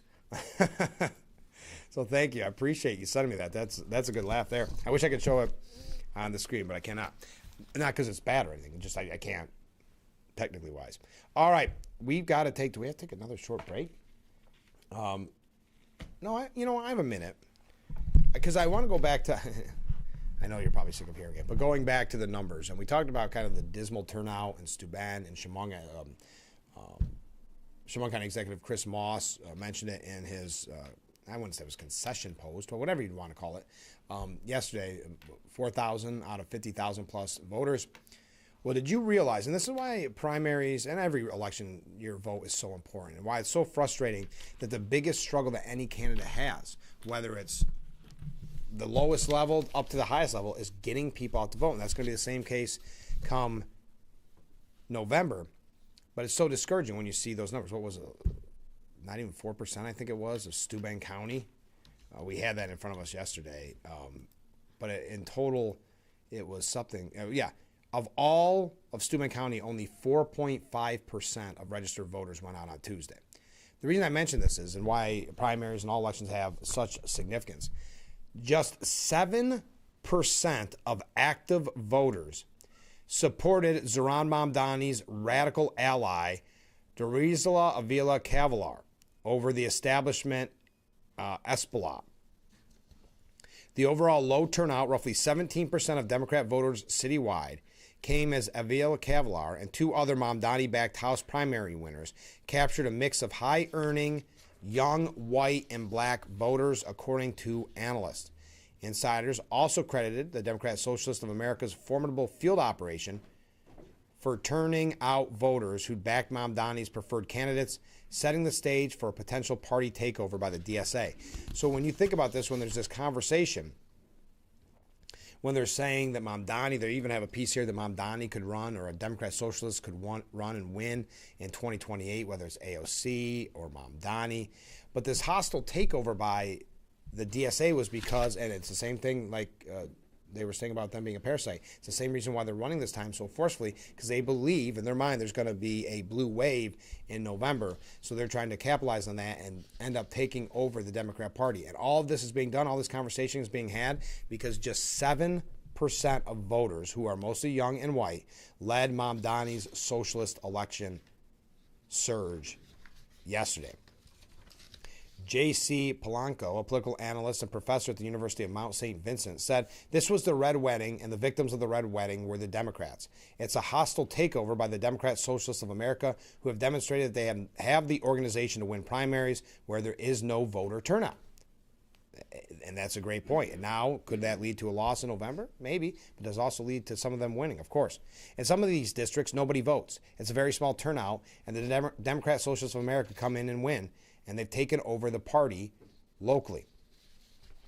Even for ultra-liberal New York City, the wins by Mamdani's candidates ultimately came from small slivers of the city's approximate 3 million active Democrat voters.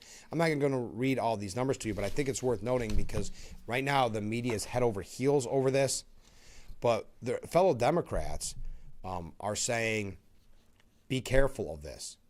Be careful of these socialist victories. A viral video of a crowd erupting into boos and chants of "You're next" when House Minority Leader Hakeem Jeffries' face flashed on a television screen at a watch party in Brooklyn struck Claire Valdez particularly offensive. Jeffries is the first black person to lead a party in either chamber of Congress and could become the next Speaker of the House. Queensborough President Donovan Richards said to be shouting "You're next," a majority white audience to a black man, just harkens back to some really dark times in history. But there's a different set of rules if you take up the DSA slogan, essentially. It came across as "we're all next," right? And it can come across as we're losing the city that we grew up in, and that's what people feel. It feels existential. Yeah, it was even, and that's, so the piece here by Elizabeth Kim is "You're next." The black and Latino New Yorkers are feeling burned by Mamdani's primary sweep. That is a scary optic. And there's also, to that point, we're going to talk about Hakeem Jeffries here in a little bit because he's part of this. But it was, who is it? Not James Carville. I should have this. I had this out of order. Here we go. A liberal MS Now reporter, a writer at the MS Now, is hitting the panic button on Mamdani's sweep, essentially. I know it's just endorsement sweep. Mamdani's hand-picked Democrat socialist hopefuls, all who are anti-Israel advocates, won the primary race. Michael Cohen decried their victory on social media. Far-left Michael Cohen from MS Now said, "This is genuinely a scary night for New York City Jews." Cohen doubled down after a critic responded to a posting insisting it's just Israel war policies and definitely not the Jewish people, which Cohen replied blank off. Liberals have absolutely convinced themselves that there is no anti-Semitism on the left, even though there are practically daily examples of it. This is why Jews are so concerned. They live, work, and organize on the left, and yet their supposed allies defiantly refuse to acknowledge that there is a problem. That's a very great point. We have a piece on that asking Jewish Democrats to really take a look at what these people are doing. They're doing the work, they're donating, all the stuff that goes into a campaign, and then you see the anti-Israel rhetoric coming from the candidates that they supported.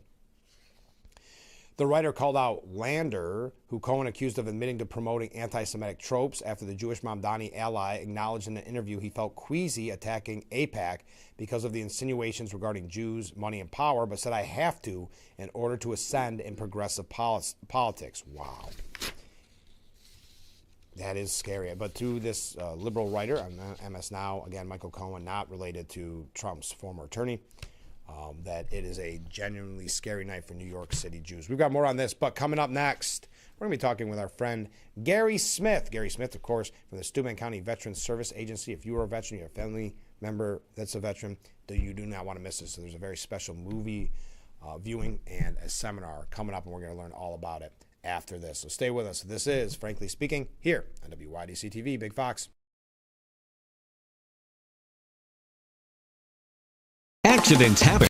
If you're looking For an honest, dependable, trustworthy auto repair shop, bring it to Nappy's. Or if it's undrivable, have it towed right to us. It's your choice where to take your vehicle. Nappy's works with all insurance companies and will manage all vehicle calibrations. Nappy's has a state-of-the-art paint booth and a new and improved repair shop. Let our friendly staff of specialists help you through the process and get it done right the first time. Commit to Nappy's, family-owned for 3 generations. Thank you for your business. Kids time. Ask them how they're feeling. And listen.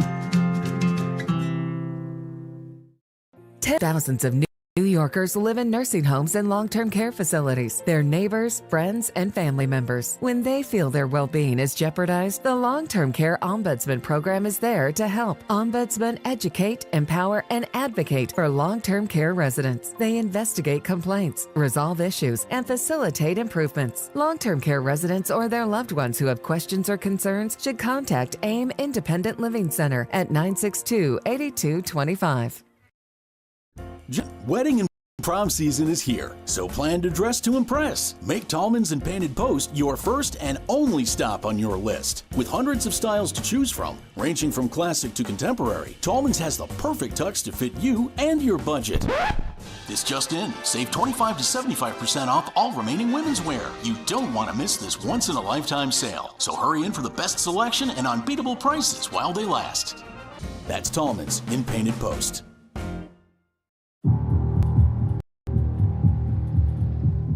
United Way fights for the health, education, and financial stability of every person in every community. Will you?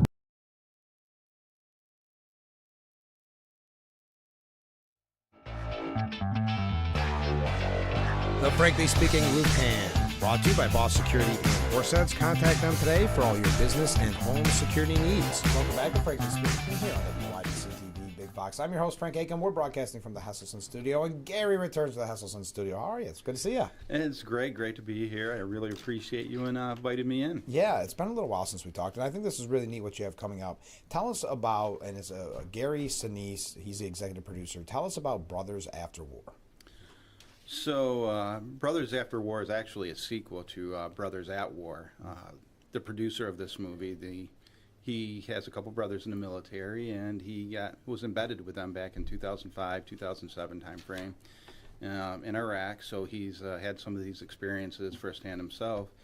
And so he decided after he made that film, he wanted to go back 15 years later and look at what's the impact on these veterans' lives that he was embedded with.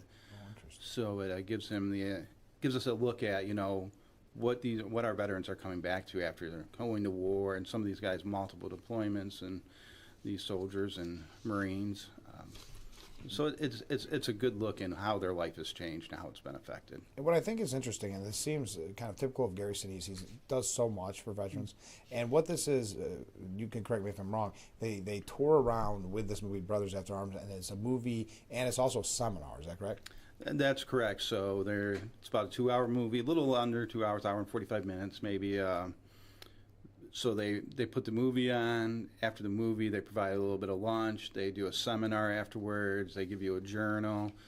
It's all free to the veterans. It's open to veterans and their families. I would be cautious maybe about looking at the who you want to take in your family. You may not want to take small kids. It is rated R. Some of the scenes are pretty intense in there. Sure. But yeah, so they do this, and they, kind of get people opening up and seeing that a lot of people may have had experiences that these people have they've been maybe not dealing with, right. And lets them know that other people have these too, maybe to open up the conversation. And so this is free to veterans and their families. It's Sunday, July 26th. I just showed the poster up on the screen. Yeah. That's at Regal at the Arnott Mall. Everybody knows where that is. I'm assuming you're probably asking for RSVP because...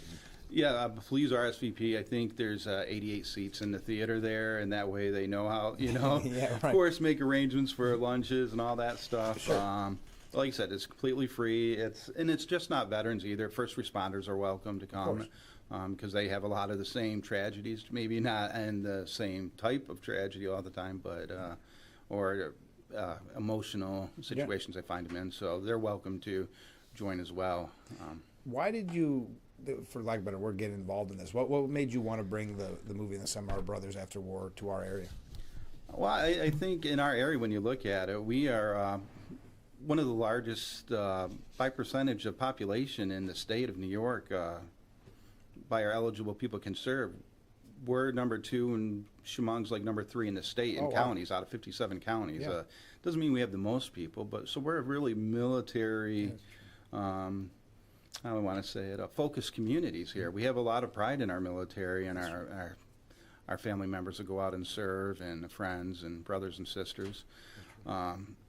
So by bringing it here, I think we don't always get to see these types of resources in our area. So to get someone to bring it in and show our veterans that, you know, they're important too, and that, you know, they have the same problems as other people. It's just because we're in a rather rural communities up here. Right. You know, we're not excluded from this. What does so we know a little bit about the movie. What does the seminar focus on? So the seminar focuses on going through some of the topics that have come up. Could be suicide, PTSD, injuries, family issues. And not all these people in this movie have experienced all these things, but some of them, you know, they're opening up with it for the first time. And then just to get people to recognize that, you know, there's other people doing this, that it's okay to seek help for it or to reach out. And if it's a family member going, maybe understanding a little more about maybe why their family member changed after coming back from the deployment. And it sounds amazing. I mean, the reviews that were written about this, and it actually came out just last year, the movie itself, and it was a kind of a limited release, 100 screens across America. So I do like how because you said they're going to be kind of close right before here, so they just go around the country. How many places do you think they stop? I'm going through the bio. They do about 25 to 30 a year. They try to get out there and do. I've been working with them. When it first came out last year, it was the first time I reached out, and we just could not make it work at that time because there was a lot of demand, and they were hitting a lot of places. First there, got out ahead of us. Of course. But as the year progressed, and I found out they were going to be in Eastern Pennsylvania, I reached back out to them. We reconnected. They reconnected with me, and they said, "Yeah, we'd love to come up and do it." That's great.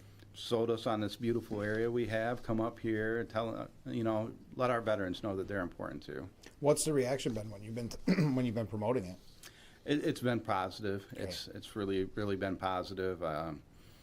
I haven't seen the numbers of how many signed up yet. That's next week. I have another call with the production team there to go over it and kind of see how it's going and make sure we're getting everything lined up. Yeah, and there's all the information right there on the screen. Brothers After War movie and seminar, Sunday, July 26th, which is coming right up. Coming right up. Yeah, noon to 4, so make sure you RSVP so you can get in on that. Again, that's at the Arnett Mall, as you see. So it has been a little while since we've talked. How's everything at Steuben County Veterans Service Agency? It is great over there. We got a full staff, and it's amazing the things that my co-workers they do for veterans in the county. There's always something, there's always someone, and what they do is really important. They're always promoting different things. I think for those that don't know it, there was New York State put out a veterans tax out there for 100% disabled veterans. I encourage you to, if you want to know more about it, come in and talk to us, because there are some specific rules to that, and there's things, and it's not a guaranteed yet, but that's a chance for them to get out and talk if it's important to them, to talk to their local legislators and all that, to see if it's something that they can get in our communities. Yes. What are some of the services that you offer at the Steuben County Veterans Service if people have questions and they want to contact you? So it could be anything from you lost your service records. Someone didn't get a medal, they don't have their medals from the service, we can help them try to locate those just on the more basic, easy levels. Education benefits. There's a lot of education benefits out there if you want to go back to school. Disability benefits. If you have something that's happened to you in the military that is still causing you trouble today, physically or mentally even, we're there to help you, guide you through the process, to work with the VA to either get into health care or get a disability rating for that. Do you feel that people don't maybe take as much advantage of the services that you provide? I think there's a lot of people that don't. My Vietnam veterans, I'm still surprised at the number of veterans from that era that come in for the first time there and see, because they felt they didn't deserve it, or someone needed it more. And it's not that type of system. It's not a someone needs it more system. It's a system where come in and support the system, because the more we use the system, like the Bath VA and the clinics in Elmira down in Chemung and different areas around our region in the southern tier, the more likely we are to keep it. It's harder to take away from us in the future. So so it's not that you don't deserve it, it's you're helping your friends that you think do deserve it more sometimes by doing this. Right. And if people want to contact you, or they're maybe saying, I don't really know, I need this or I don't need that, how can they contact you? What's the best way to get hold of you? Our phone number is it's a great way to call. We'll get back to you if we are not there for with someone. Just feel free to leave the message there on the phone. If you go onto the county website for Steuben County, the Veteran Service Agency, there's a link on there. You can send in an email to us, and it'll come to me, and then I'll reach it back out to you when I get that. Those are the easiest. By far the easiest, and the other thing we've got out there now, we just got in Fresh Connect checks from New York State. Okay. Each veteran family household is allowed $50 worth of farmers market coupons. Oh yeah. You come in, you sign for them, it's free, and you can use them at the local farmers market, which is happening today on Market Street. Yeah, it's happening. So see, look at you. You're promoting Market Street, even the Gaffer District. We appreciate that. So before we go, I'm going to put it back up on the screen. What would you tell people if they're thinking about, well, I wonder if I should see brothers after war? What would you tell them?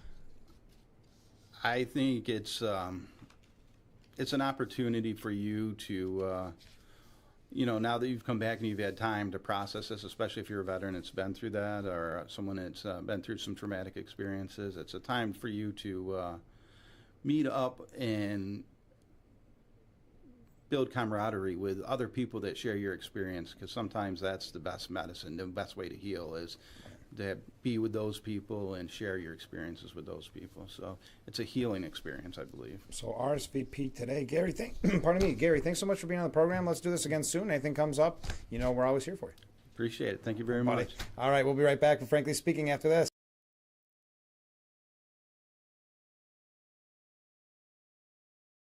When you're online, don't forget to visit our Facebook page at Big Fox News. Catch up on news from the Twin Tiers and hear about local events. All on Facebook.com/Big Fox News. Let me ask you a question. Does it matter if the law firm you hire focuses on motor vehicle accidents?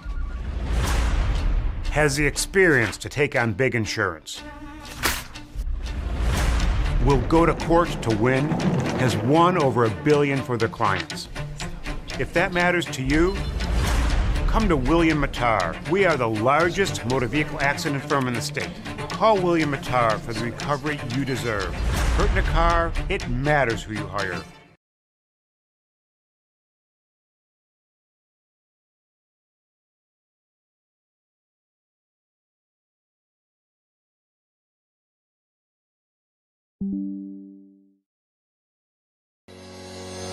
Lease a brand new 2026 Nissan Murano SL all-wheel drive featuring power moonroof and heated seats for only $479 a month for 24 months. Make car buying simple. Drive your deal at Simmons Rockwell Nissan in Horseheads and Hornell.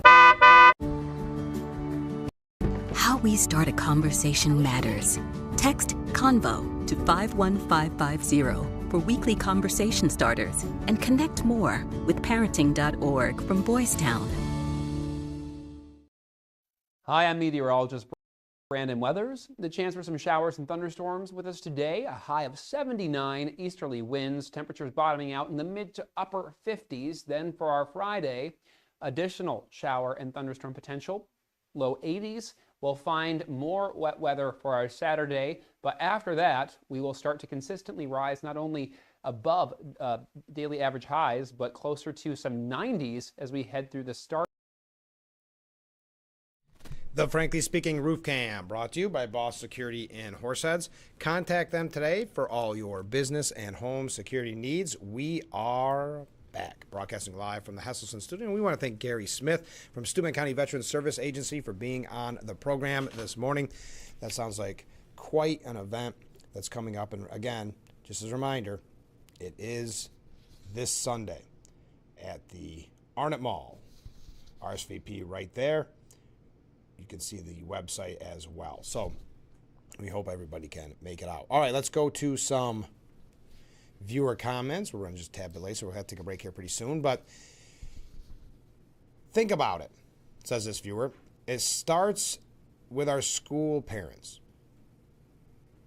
Look at the school budget vote. We, the people, could stop the increase, but we don't. That's a good point. Same at the local government.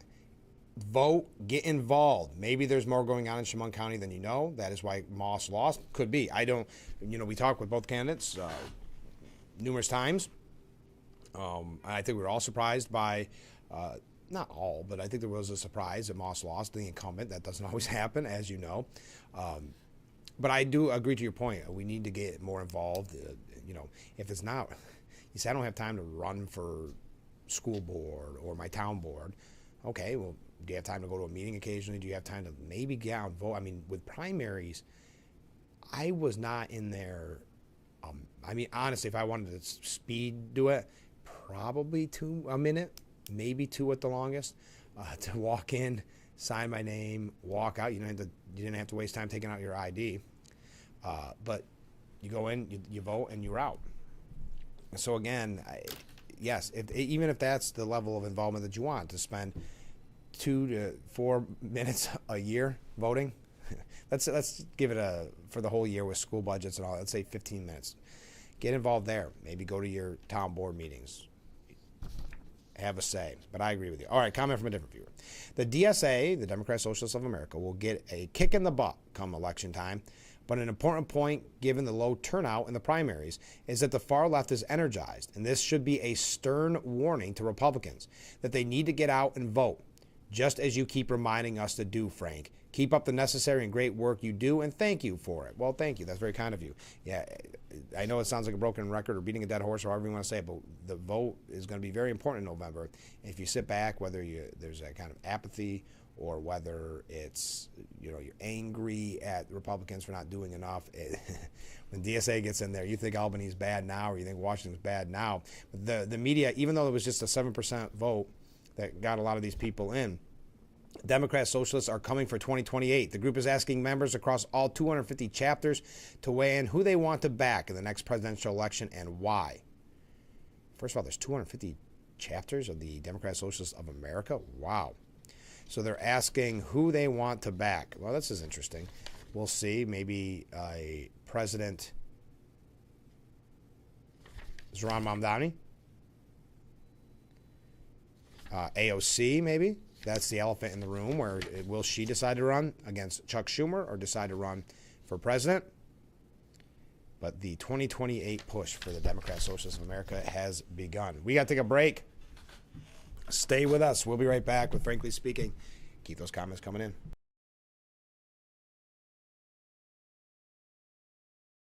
You don't have time to go to the gym? The health club is not an option?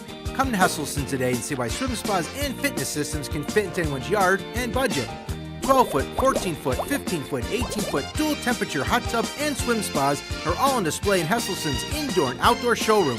Try before you buy. 0% interest-free financing options are available on every Hesselson swim spa. Swim and exercise year-round and start making every day better. After 70 years, it's still fun to poke in the corners at Hesselson's.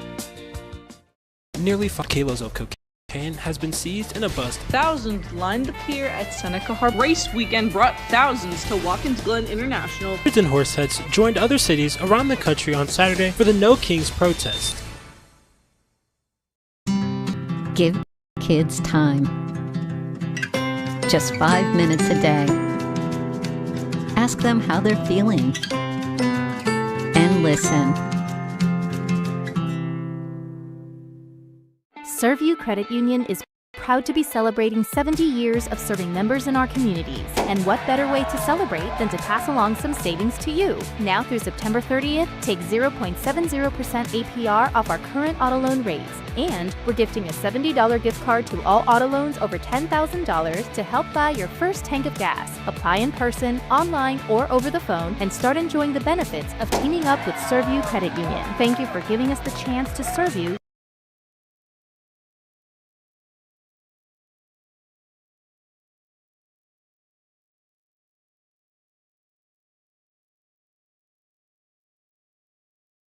The Frankly Speaking Roof Cam brought to you by Boss Security in Horseheads. Contact them today for all your business and home security needs. We are back broadcasting live from the Hesselson studio. As we mentioned, Governor Hochul was frolicking on the Buffalo Bills stadium grass as candidates she endorsed fell to the far left. That she has insisted that this does not change her strategy for the November election, that everything remains the same.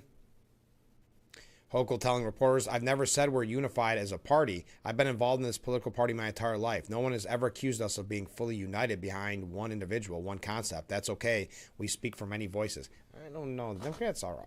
This is why this has been such a shocking story with the socialists, because they're normally pretty good at going after supporting one candidate. You don't think they were all supportive of Obama? Biden? Come on. Now, Trump ripped Chuck Schumer after the Democrat establishment was crushed in the primaries, saying, well, Schumer lost his way. He's become essentially a Palestinian. I think it's the greatest transformation of a political position I've ever seen, said Trump. Schumer was a strong supporter of Israel, and he's become 100% Palestinian. In fact, I've asked for a beautiful, beautiful silk outfit to be sent in the Palestinian tradition. I'm going to send it to him as a birthday present. No, it's the greatest transformation of a political ideology I've ever seen. Chuck Schumer is Jewish, and he was a strong supporter of Israel, not that strong. But even though he was opposed to it, he let the Joint Comprehensive Plan of Action get through. He could have fought that harder with Barack Obama. Have you heard of him? But Chuck Schumer is a Palestinian now. And then he said, Mamdani was here, as you know, twice, and he's a very nice guy. He's a charming guy, good-looking guy. We talked. But you can't raise taxes on people where you force them to leave your state or your city, and they're leaving, and they're going to Florida. Most of them are going down to Palm Beach and Miami. They're just leaving, and they pay 90% of your taxes. And I keep wondering, how are you going to do this?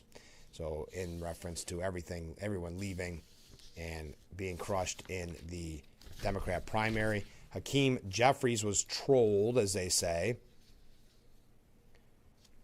by the NRCC, the National Republican Congressional Committee. They left condolence flowers and a card that read, "With heartfelt sympathy," outside Hakeem Jeffries' Capitol office to commemorate the losses suffered by Representative Dan Goldman, Adriano Espaillat, and Brooklyn Bureau President Antonio Reynoso. 3 losses in one night is tough. We wanted so-called leader Jeffries to know our thoughts are with him, his candidates, and whatever remains of his influence in the Democrat Party. And they sent out a picture with the sympathy card, flowers in front of Jeffries' door. Now, Hakeem Jeffries deflected when asked about the stunt and accused Republicans of meddling in the districts. Okay. Letitia James says that it's Mamdani's fault for blowing up the Democrat Party. Some of the candidates that he has supported are individuals who do not understand the politics of New York City. The cultural differences from district to district, who have not been part of the history and the struggle of some of these districts and are relatively new to the body politic, said James. All of us are a little frustrated with the Democrat Party, but you don't blow it up. That's what MAGA has done. Well, we got to take our last second break, so get in your last second comments. We'll be right back.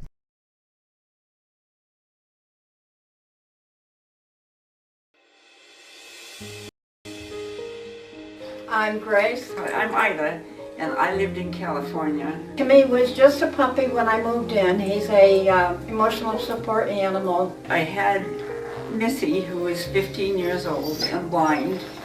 Likes the people, he likes to greet all the people. All the employees are happy to see him. I feel that my pets are very welcome here.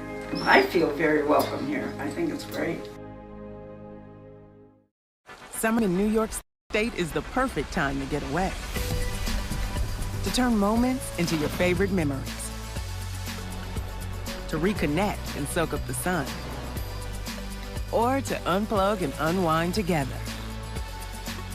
No matter what you do, it's going to be a summer to remember.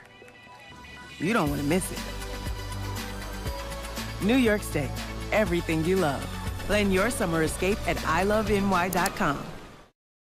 Hi, I'm meteorologist Brandon Weathers. The chance for some showers and thunderstorms with us today. A high of 79, easterly winds, temperatures bottoming out in the mid to upper 50s. Then for our Friday, additional shower and thunderstorm potential, low 80s. We'll find more wet weather for our Saturday, but after that, we will start to consistently rise not only above daily average highs, but closer to some 90s as we head through the start of next week. The Frankly Speaking Roof Cam brought to you by Ball Security and Horseheads. Contact them today for all your business and home security needs. We are back broadcasting live from the Hesselson studio. Comment from a viewer. Just a comment on the coming election. My brother noted that people leaving New York City are paying 2 or 3 times the value of housing here in upstate. If Hochul wins, my house is going up for sale, and I'll leave New York State with enough money to buy another home, free and clear. Interesting. Thank you very much. Leo Leibovitz from New York Post says, New York's socialist sweep shows new Democrat slogan that we hate America. That's according to Leibovitz. Remember, the next time some breathless pundit tells you that the Big Apple is turning full commie red, that 8%, somewhere between 7% and 8% of all residents of the 13th Congressional District voted, and that socialist won. And it's quite a lengthy piece here. We don't have time to get to it, but I thought maybe if you had an opportunity, you want to check it out at the New York Post. There's also the radical left is taking over the Democrat Party, and it's the establishment's fault, according to the New York Post editorial board, saying this is establishment Democrats still aren't facing the threat from the left. They may lock out the Republicans only to have the DSAers throw them in the desert, too. Kind of that idea that they're a parasite, the DSA. And Yale Bar-Tur writes, liberal Jews must stop appeasing the socialist radicals who hate them. Politicians used to hide their disdain for Jews, not use it as a platform. And the moment turns even darker as we learn that some of our Jewish representatives have chosen a few extra votes and likes in exchange for a good night's sleep. At least now we know, he says. All right, Cuomo ripped into the Democrats, Andrew Cuomo, our former governor, for excusing Graham Plantner's controversies. To run this fellow Plantner, this is Andrew Cuomo, who has so many problems that the far left just excuses. Well, Nazi tattoo, don't worry about it. Anti-cop, excuse that. What women have made accusations, will excuse that. They just excuse everything and have this absolutist mentality. If you call the person a Democrat, if the person calls themselves a Democrat, then they are a Democrat and they must be supported by Democrats. He's not the best candidate to beat Susan Collins, but they didn't care. They did not care. He was a far left fringe who would carry their banner, and that was more important to them than actually beating Susan Collins. Oh, there is a long piece by Miranda Devine saying that Bruce Blakeman, the Republican gubernatorial candidate, is the antidote to the anti-American poison emanating from Albany and City Hall. But voters, to our point we've made all morning, but voters must hit the polls. Maybe we'll talk a little bit about that tomorrow. But that does it for today's edition. Have a great day, everyone, and join us every weekday morning starting at 6. Thanks again to Gary Smith for being on the program. Tomorrow we're going to hear about the Hornby celebration coming up this weekend, so don't miss that. And join us every weekday morning at 6 for Frankly Speaking, only on WYDC TV, Big Fox. We'll see you tomorrow.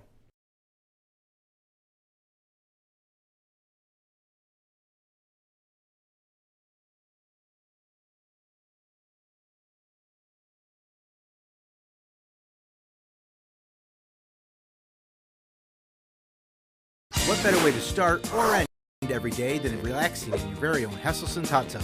Massage therapy, relaxation, stress reliever, pain management, soothing muscles, or just spending time with a loved one. Hot water therapy really does make every day better. Hesselson's has been a part of this great community for over 70 years, still being locally owned and operated. So make the drive to Hesselson's and start making your path to a better life today. And after 70 years, it's still fun to poke in the corners at Hesselson's.